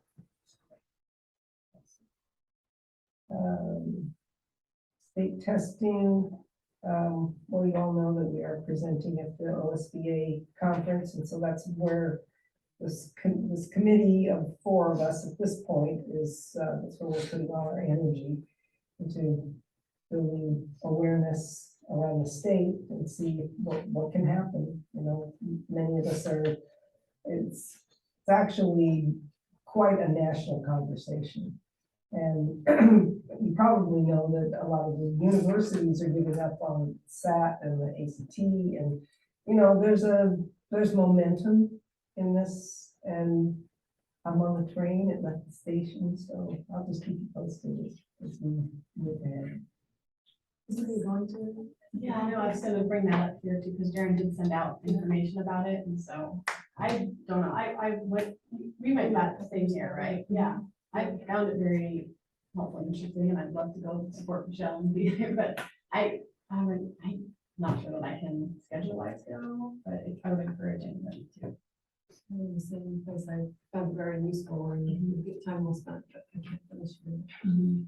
Yeah, it's not a good weekend for me. It's my, I've got plans. I have plans already, so. Yeah. It's turning 15. It's November, It's, yeah, it's 11, 12, 13. It's Veterans Day weekend, there's anniversaries, birthdays, I can't work. It's like very. I had to, yeah, it's hunting season Yeah. too. Exactly. I know. That's why Ramona usually doesn't get birthday. well, It's I mean, your you're not the people I'm the most concerned about attending that, because you do know where I stand, and you know that I'm gonna continue to talk about this and see where we can go with Mapleton, but this is more to build capacity amongst other board members in the state. A lot of people who really don't know what's going on, so, while it would be lovely to have you in the room cheering me on, I think that, you should live your lives. And we'll continue, I'll let you know what shakes out from this. But also, yeah, also just more in general too, I was thinking like, it's good for us as the board to have that experience too. Yeah, so to say, I mean, this will be my first one. I've never been a big proponent of the OSBA's conventions. And whoa, did you see the prices on the meals? No, That was. I did not. What the hell? I was like, is this a misprint? Is that per day or for Yeah, lunch? yeah, those were like Like per per meal. breakfast, That was- you know, $48. I mean, I'd like to know what they're serving, but, you know, no, thank you. And I mean, and you're paying to go to this thing. You know, and this is a statewide Yeah. organization that's supposed to service us, not oppose us. It's not very welcoming when they. Not exactly, no. Oh, wait, and you have. We will pay it from the And district, lodging but as charging well. districts that much. That much, is yeah. not Even more on that. Yeah. That's $1,000 weekend. Oh, yeah. You know, with your stay and your dues and your, like, that's a lot. It's not super accessible if the district doesn't pay, I mean, unfortunately. Well, the district pays, but is that? It's the just what district we want. I spending know money exactly, on? should they be paying $1,000 They a should be person? putting No this field on trip. for us. Give me a break. That's where going, so you can get it. I'd rather have that money go to those babies. I mean, come on. It seems unethical. Absolutely, yeah, absolutely, and really tone deaf to the realities that districts are facing. So, you know, they will hear from some of us that we're not impressed. You're not eating. And I should I eat that? This is Fasting This until is time to a prove a point. Yeah. I was sitting. Okay, well, how about the equity committee? Do we have a report, Mary? Oh, I'm gonna defer. to Yeah, you. and I can refer, so, one of the pieces that we talked about was, inside, so there's 4 committees, I kind of shared there, and aligning that committee work towards, integrated plan development, all those things. The other piece is, so we have 4 committees we're working to stand up, and I'm a firm believer they need to be during the school week versus Friday if we can come. And getting that kind of scheduled, there's a lot of pieces moving right now, and we're right there to get that up and running. There has been discussion between Jalen, Mary, and I on, okay, what do we do, kind of first steps, and I had teachers rank at the beginning of the year, the 4 committees, kind of their interest. And what I'm trying to balance right now is the kind of turnover. Some of the folks who were on the equity team, another committee was their higher priority, and then there's some people who weren't on it that are interested in being on it. So I'm trying to figure out, one, getting the time to align. And I have a proposal like where I think it fits best, but then the people, now I need to figure out how to get the people formally on it with the new people so that it's not just a brand new. It's good work that happened last year. We need to have that handoff and where we're going next. So, and some people will certainly do the same. My absolute promise is, what is this, October, November? The November meeting, there will be a meeting and updates for where we're at, and some kind of shared goals towards the connection to the integrated plan and follow-ups from last year. Yeah, and so the discussion item really should be the integrated committees, because then it's no longer just gonna be equity committee. It's gonna be these 4, which includes like the teaching and learning, the safety and, what did you say, safety and belonging, equity, and then community wellness. And so then all 4 committees will need to be listed to do that update. So really the discussion item would be committee updates, and then equity would fall under that along with the other 3. And I would love, I should say, since we're talking about all 4, I would love board involvement on all 4. So I can send those out. I will send those out. If there's a committee that you'd like to be involved in of those 4 and to have board representation would be awesome. Okay. Yes, send that out, that's great. Is this model with these 4 committees, is this based on another district doing something? Are we replicating something, or are we making this very Mapleton? That's a good question. So the 4 align. Like the names of them aren't like, it's not like I look at another one and say, okay, there's those 4, but almost every district has some sort of teaching and learning or curriculum committee, right? That's not novel. Almost every district has some sort of equity committee. That's not novel. Almost everybody has some form of care and connection, safety and belonging, something like that. Well, yeah, and I think maybe the expansion is that these aren't in-house, like, I don't want them to be only in-house committees, and that it's like, you know, a couple teachers and a couple EAs that are doing it. I want them to be incorporating community involvement in each of those committees. So that part is, I don't think it's like a Mapleton specific.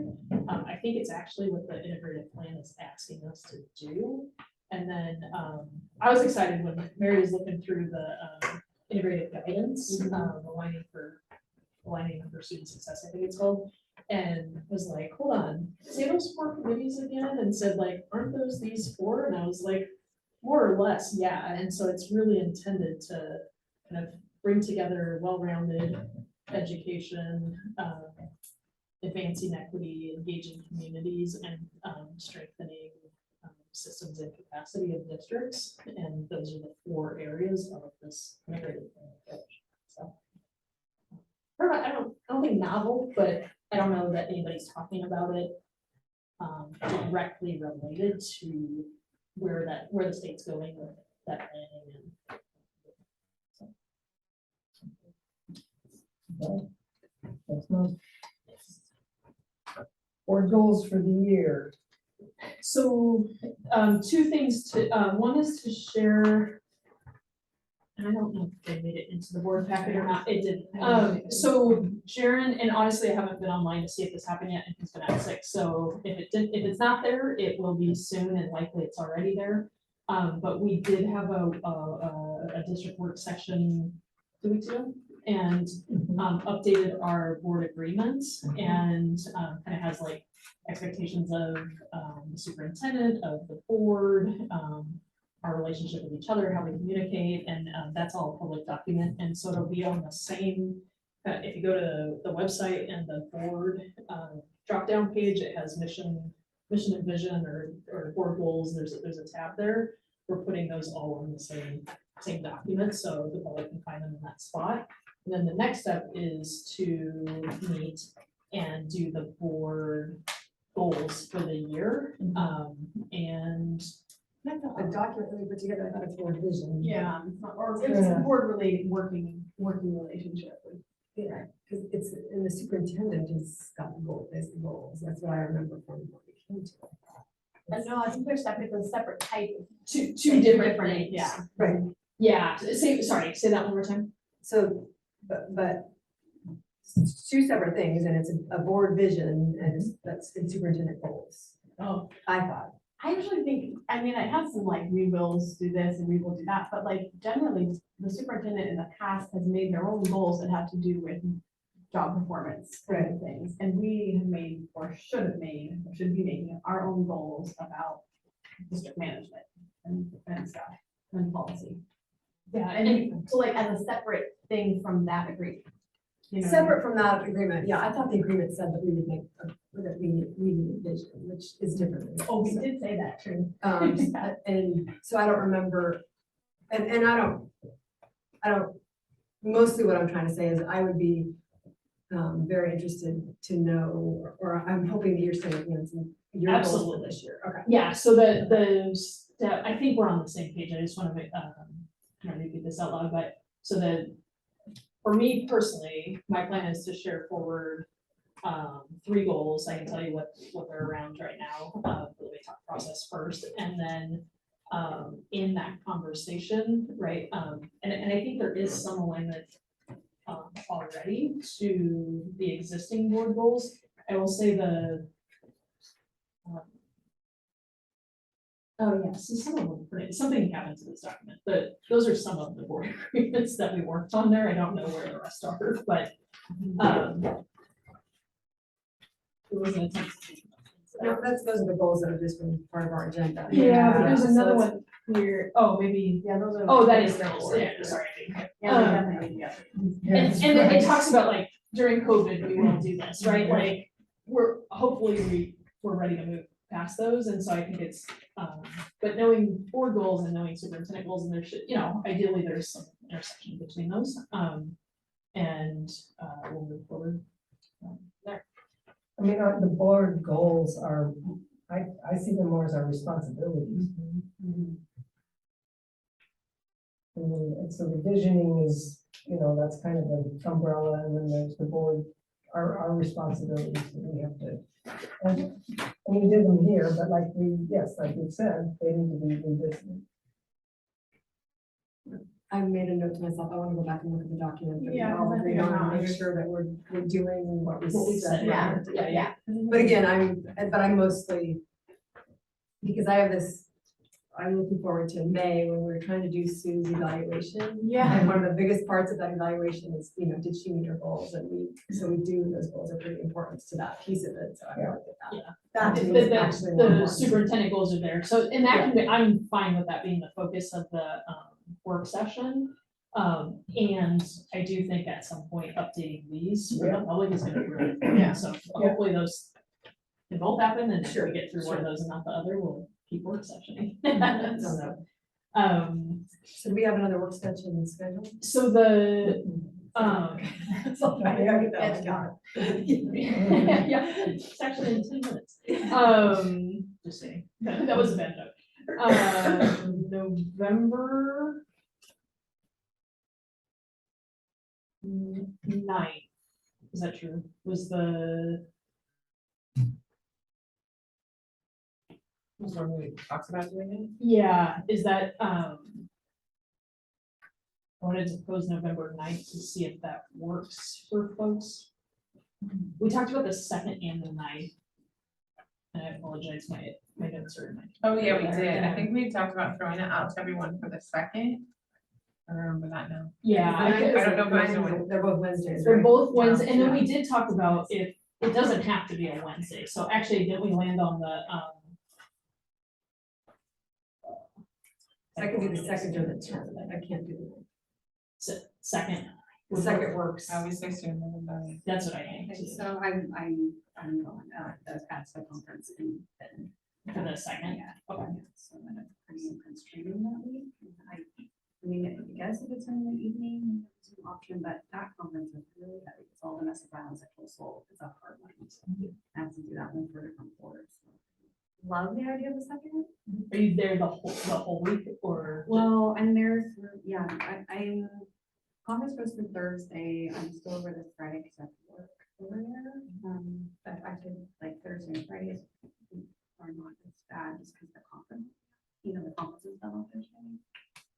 What about the 10th? So So that's Veterans Day. I have that weekend kind of. Yeah. Yeah, that's that. I have that weekend.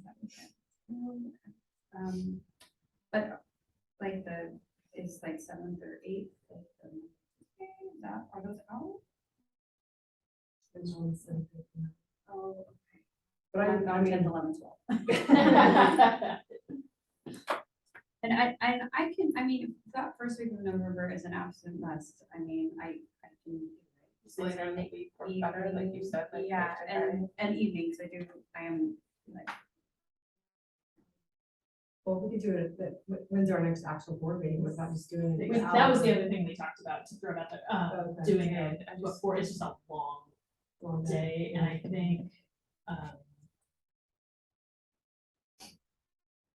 really do have notes about this in my computer. No, it was overlap with sport. No, I think we not a were okay. sport It wasn't a thing. sport thing, it was just a long day. I mean, it could be a long day because we can also have a short board meeting. I mean, my personal goal is not to have 2-hour board meetings. I'd love to see us shrink them. So, and I think we can, we just have to be brief, more brief. So, I think the 16th seems like a, possibility. Now, is this for our goals?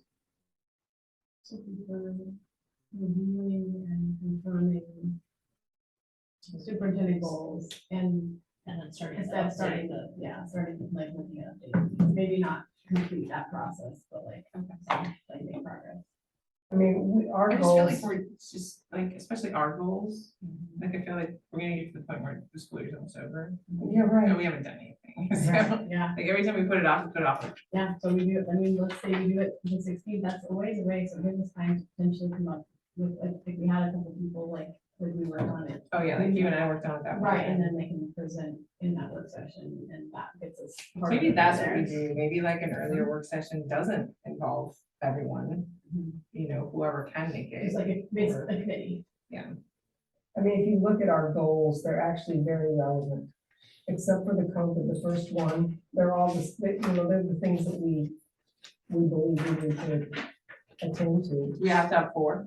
No, maybe. Maybe it'll be easy. Might be really easy. Just take out number 1. Well, I'm happy to kind of spearhead some, work with someone else between now and then, if someone else wants to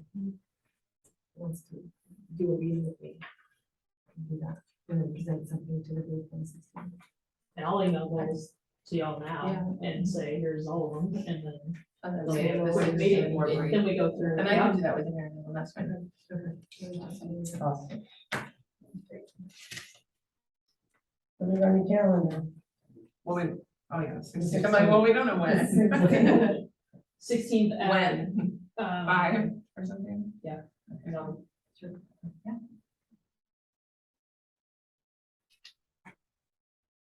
All right, and I'm assuming in person. Yeah, don't let you having a board Okay. meeting. Okay. Any public comment after you spent your evening here listening to it? Nothing? All right, thanks for showing up. Great. How about comments from the board? Do we have music? You don't have it? No comment, I just didn't fit into anywhere else, but I question, I guess. Okay, sure. I loved having the newsletter that went home with the students, that was great, and. Did they bring it home? I did get one remarkably, which is not always happening with my kids. Probably in a backpack. Sent home and posted online, but at least in social media sphere, I don't know if they made our website or not. Luckily the things got out of the car and into the house. Right, we usually, so that actually probably happens, that was left in the cart, I cleaned it out. That's probably how you got it. Okay, but anyway, that's it, I was wondering if, like, it's like, the fact, we can keep doing that, it was great, it was awesome. And, like, if it's a place where we could do some outreach things like the RAN network, and the, also, it would be awesome to build up a great team of volunteers for sports games to help do the various jobs in sports games, because we don't have enough. Yeah, we do not have. The enough. Lou and Mizu show. Yeah, we don't do it well that much, time on the court. Yeah, so. Yeah, just a plug for anybody in the room, if you like to tell whether the ball went in or out at games, that is always available. Scoreboard is often a need for volleyball and Probably basketball. Basketball. Basketball won't need as much, just like scoreboard. usually. Yeah, football, even today was I got asked multiple times, I don't know, board meeting at 6, I can't take that on today. And I did it, and maybe there was somebody there. I might not have done it, but that's the perfect job at it. So like, it's. I wondered why we lost by 40. You can put it all on me. And another thing, Michelle, shared is that, I am now aware of the deadlift dough, so, as we get, we'll make sure that those are going once a month out and have those connections. Well, yeah, maybe throwing that out there for anyone who wants to. And for some families, the cost of getting into games is prohibitive. And so we will work, I feel if they have a football player, if they were willing to do lines, they can go into the football games for free or whatever. So if anybody knows of people, because it's expensive as a parent to come to 1, 2, 3 games a week after week. So. Yeah. Kevin, maybe? Lines of volleyball. Oh, he'd be like, what's in now? Talking. Right. Not paying attention. I mean, Pick up on the rules. It is kind of like something to say though, is that you don't have to be an expert. Like, we can train, we can, like, so like, nobody should feel intimidated by the job. People are generally very nice, even when you mess up. And so like, I think, yeah, we should just encourage, as much and welcome as much participation. So Kevin can mess up, that's fine. Well, he was assistant t-ball coach and he asked me for a cheeseburger when he was on the field coach. So we have to get sessions in for free. I went and got him for Let him know we have an awesome quesadilla for sale in the concession stand and free quesadilla to anybody who That's what I was does. saying, that You might would offer be it. I was gonna say. And he can keep actually the last Don't we give the rest meals when they leave? Yeah, oh, we definitely would, and last time, I think every time there was a timeout, Lou and I went over to the stage and ate a couple bites of quesadilla and then went back, so. Okay, sold. What about our booster club? I mean, we used to have a booster club. Is that just a thing of the past and we won't ever recreate? I don't know if I should comment on it, but that's a sore subject, I would say. I thought when it began, it was going to be a pretty awesome, amazing thing. And however it came about, that someone infiltrated and kind of just picked apart the way things were being done. And it quickly developed, so. That's so sad. It was very sad. Yeah. I think you guys were in high school. Yeah, it was like my junior, senior. Yeah, our older daughter was like during the whole time Smith was there. So it was a while. I mean, really, one of the take is like parents. Dedicated parents. Yeah, to do it. Mhm. And it's hard because it takes a lot of time and yeah, so I don't know, maybe it's doable. It would be awesome to try. I think now that we are also including our younger kids in athletics, there's a That helps. potential, I do think, because instead of just having 2 or 3, 4 classes worth of parents, you've got a whole spectrum. And I think we could tap into some of our younger parents who have younger children, just. Oh my. And if we were, no, on a street level, if we start for the littler kids before the parents are completely burned out.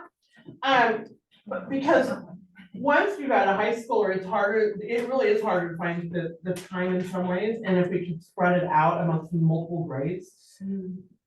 I would love to see that. I mean, that's what it Love to was, see that's that. exactly what it was, that's exactly what it was a. We had the M district- club. back in It was the a day. district-wide, and basically, you know, I mean, build it and they will come. We just need like a seed. We can start talking about, I mean, I'm not gonna put it on you, Abby, although, I love this. This is what you get. I was like, I'm not Yeah. Kevin's doing lines and Abby's running poster board. You know, you only have 3 kids, so you don't have anything going on at home. But, you know, you just leave them, you pretend they don't. They take care of Someone will themselves. pick them up. Busy. Yeah. Anyway, it's a Yeah. seed, we're gonna water the seed and.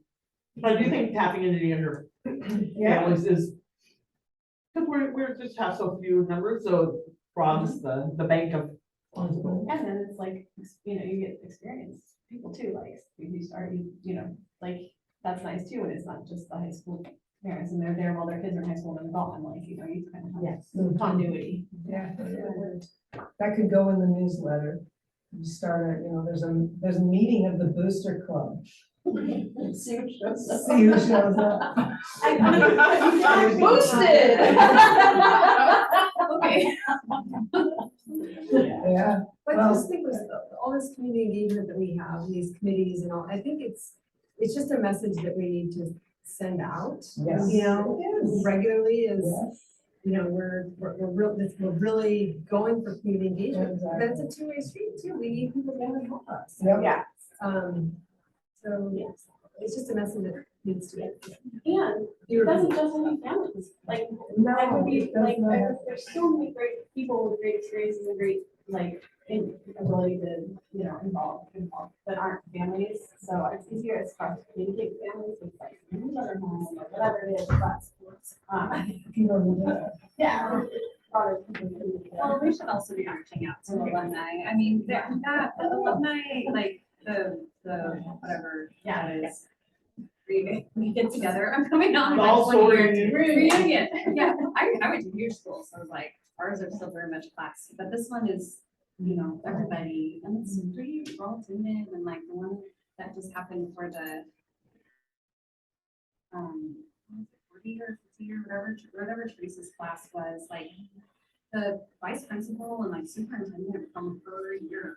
You know, so like it's if we give them something to want to donate to, they will throw I money wonder at if us. it's an alumni club first. Yeah, like And then maybe if for something the like exists, then we. yeah, add the like parent I feel component like into it. maybe even alumni might, especially if they're not here anymore, like location wise, not here anymore, they might agree to like a pledge of $20 a month or something that could go to a booster athletic booster club or something like that. We could get it funded by, and then that's also community engagement, right? They're giving back to the or the school now, yeah. So engaging alumni maybe, and then hopefully that can help. Because part of the booster club piece that takes so much bandwidth is that fundraising. And that's a skill too. Not everybody has that skill or the capacity. And because there's like the organizational side of that, okay, and then there's like the actual money side of it. So like it's such a small community and small group of parents, you know, that burnout happens so fast. And so I'm just trying to figure out different ways to help alleviate that burden so it's fun and that it's really benefiting kids and not litigation or hostile takeovers or I don't know, stress all the time about we're not meeting goals. Yeah, well, I mean, the fundraising was a big part of it, but right now, we're just talking about Nisi misses her daughter's volleyball game because she's in a football game, because nobody's doing Zoom work. I mean, it's not, you're getting paid for that. And this is just volunteers to come and engage and feel like this is your school, you know, come and, you know, it's ridiculous that you did, I mean, I was. No, I don't want it to be all. Well, that, I'm No, just it's saying, true, when you put it's that just, together, it's one thing when you're doing the lines at your own daughter's game, but then when you have to miss it to go do something, just so you know that you know, someone was there supporting. Yeah, but yes, it should probably, they should, the point is like, just more people involved, you know, Yes. we'll be better for everybody. And, you know, there's more people in the stands too, because there've been some really fun games lately, a lot, you know, where people are really.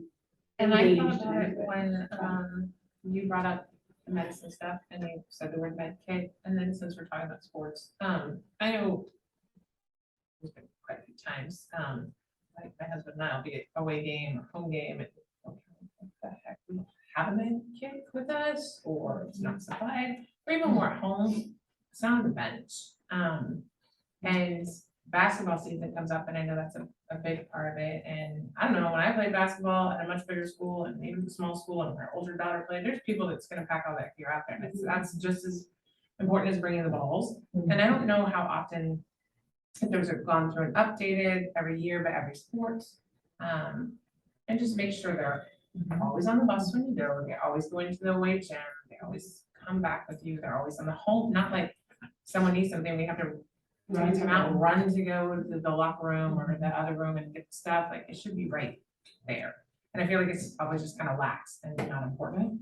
And if it has to be named as someone's duty, I don't care if they're freshmen or whatever, that's kind of their duty, you know, that they have to be responsible for it. That's their job to do every time. The coach needs to make sure that happens. Thanks for bringing this up. That's the first I've heard about it, but we have to, I mean, We have it on our list, like our checklist. Yeah. We're going away to waiting, or to like, and home games, like, okay, we need water bottles. we need Yes. Med kit, we need, And then I so would like, say they don't that- list, we actually like check. And what does everyone, is that just a list that you and Lou have always used, or is that a list that coaches use every time at all levels? Because I I've never think heard we- someone say they have a list. Right, I don't know, I mean. And we I know have- when I coached, we- I didn't have a list. We're gonna have a list. We're gonna have a. I list. think you have a list. We're gonna That's have a easy to I get. list. mean, because it seems like at high school level, I'm like, why do they look so foolish that we don't have a med kit? Right?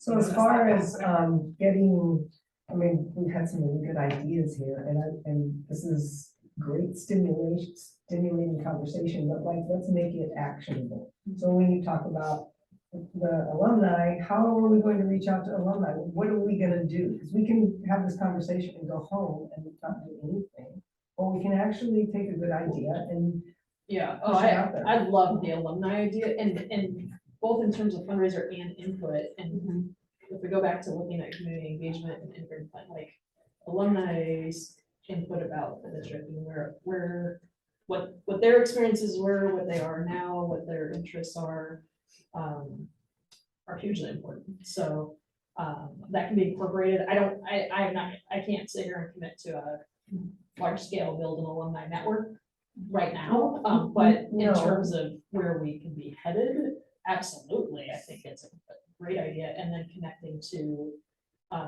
how we bring in families to say, and individuals, like, it's really just getting that experience. I mean, even if it's, hey, come do the lines with, I'll stand with you and do it next time, or, you know, and get a couple people out and get them trained or post something that's like, good jobs, you know, like, those are things I think we need to be looking at as we go. And we've talked about in athletics, building programs, right? Not having Yeah. teams, but I was building- gonna That's say, that's why- part of the that's challenge of why, volleyball yes. and football is that we don't start till sixth grade.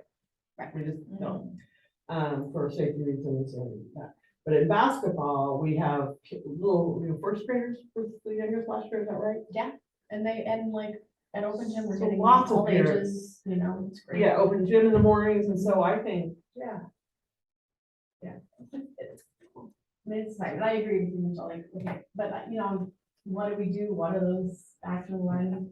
I mean, I'm part of a couple alumni, various things, alumni just Facebook pages, right? Where like, well, I post on it and it's actually pretty cool. It's like, you know, a way to kind of stay connected that's very minimally. Somebody has to moderate the page. That's the only thing. So, I mean, what I think the conundrum is, what is the board's responsibility Right. here? Is this a board workshop where we talk about what are we gonna do, or is this something that we pay our staff to do and make it operational? Because I think, you know, I mean, while we have some great ideas, that's not our job, it's not, we're not gonna build a booster club. I mean, we can talk amongst ourselves and we can talk amongst our neighbors and I'm a cheerleader for Mapleton, I'll tell people we need lines, but you know, honestly, it is It's a staff thing. And I think that that's, you know, you're new and you're hitting the ground running and just keep giving more and more at you, and we will continue to, because, you know, without your direction, nothing gonna happen. And I'll tell you, I'm not getting anything done if I'm sitting there putting up the lines and running the score. Oh, for Either, real. so like that need is huge, right? Like, Massive. we have to, yeah, we'll get it done. Right, but it doesn't have to only be done with the staff that we have. This is the kind of thing that there are, like, a grant will fund a years of somebody's time to be a community, liaison organizer person. True enough. And so like, I think putting it on the staff that are already here, maybe, like, I don't know, because maybe there's space for that, I have no idea. But my guess is probably not. I will say the new And- staff have stepped up. Right, but I'm just, Right. what I'm just saying is like, it doesn't have to, we can be creative. There are ways to do that, and having somebody. Maybe it can be an outside or parent Yeah, or community person, An like you said, or a employee. grant. Yes. Because I mean, you would have to go time. You can't just say, hey, let's start an alumni thing.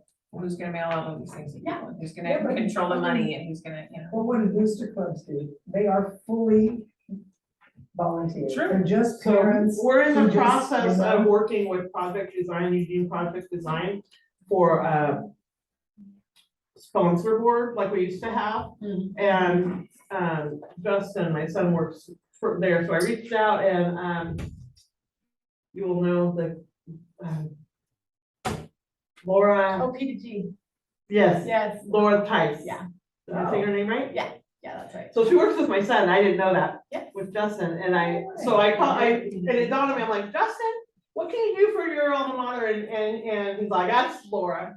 And so she said, what's your budget? I said, $1,000. And they're going to create a sponsor board and we're gonna buy a vinyl machine, so we're able to continue doing that. So that's an example of sponsorship that's big. I think we have like 50 people that are giving money. We're gonna do the $35 or $45 one for the smaller ones, and then the bigger for companies, and then the gold for big, big advertisements. And I like doing that before, because that's easy money, and it's nice because at halftime and during announcements, they say, thanks to, Michelle, who, is a sponsor. And we're gonna do anonymous ones, because some people want to do anonymous, so that's in the works right now as a way of making some money. But we used to do really big, I remember one year, I think they made like 32,000 at an auction. Yes, oh, absolutely. And Those that's where if we options had like K-12 parents, there's a lot of businesses and a lot of sponsorship, so. Yep, absolutely. I think there's a way to look at time also as a part of the donation. So if we put, if we have a sponsorship board and, we say every hour is worth this much, and then we can start to identify folks. Oh, like in a say way if that they someone's- get up, right? You Right, donate some that more time. boards. Exactly. So you No, I might have think money that's to give worth that it. way, but your time is money. Yeah, Everything I can't else, afford that's- to throw these things out here, but I can give my time. Yeah. That Well, Like, we're auction, the same that would be market. great. Think of That's Michelle, great the thing about Michelle Moore, that woman, yeah. the hours that woman has Exactly. dedicated to Yeah. over time has been very admirable. Yeah, it's awesome. That auction was completely volunteer run, completely volunteer run. And, that It was was, booster, that was another like a normal Mapleton. booster. We're in this Mapleton, but how do we make this Mapleton mirror some of those good things that we used to do? I mean, there's gotta be a way. It's a different population, no question about it. But that doesn't mean that this population can't be energized to want to be, helping the school that way. Well, invite a parent, and if they come in and they feel safe in that space, they're more involved parents, right? Like for some of for a lot of families, school wasn't necessarily a positive experience. I think for most of us around the table, it was. Yeah. That's not the case of all of our families. Well, if you have some ideas of who movers and shakers are in the community that could be excited about helping us with this, talk to any of us, because you've got your fingers, you're connected here.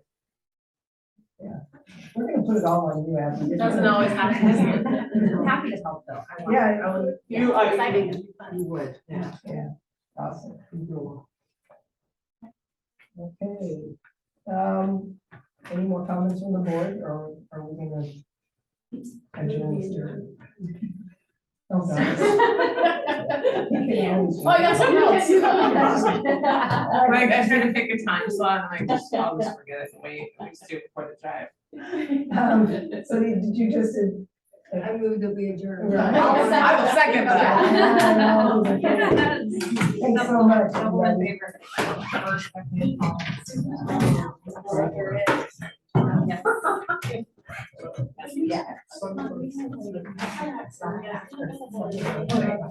All the stuff. Yeah, we're right here the first 3 weeks.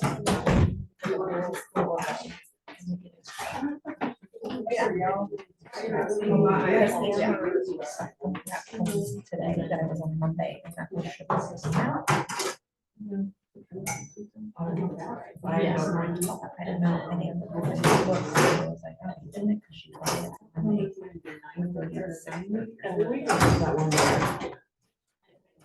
Right. Yeah. Yeah. But it's cool, like, I yeah. I'll register, like, we have, remind you that we have that stuff, but then. There's also like, backpacking backpacks, and one part of that could be like, packing for a, we get packing for a backpack, like learning how. Because it can be intimidating, like, never gone with a backpacking before, and they yesterday you took them out to, yeah, and a lot of fun things. Because we have. If you see me, don't trespass. I was gonna say, it's not our property, but yeah, it's not, and some people are like. So maybe go down "It's to not to go there," and I was like, "See a sign, turn around and go back." Right. Otherwise I- you're like, I'm like, "Oh, yeah, I otherwise, also found it. it's Yeah. interesting. Yeah. Tucker. That's right. Yeah, but like, yeah, so I was doing that, stuff, so Maine's doing our. Dr. Kate's doing music. Yeah, cool. Who, News obviously. She's doing D&D. D&D. Yeah. And then Miss Henry's she's doing the doing. study hall, right? Yeah. She did the study hall spot, and then she was doing games, tea and games. Oh. Sorry to interrupt, when is the preschool promise meeting for parents? Well, it's gonna be Monday. She did, she Okay. stopped streaming and stopped recording. It says recording. Oh.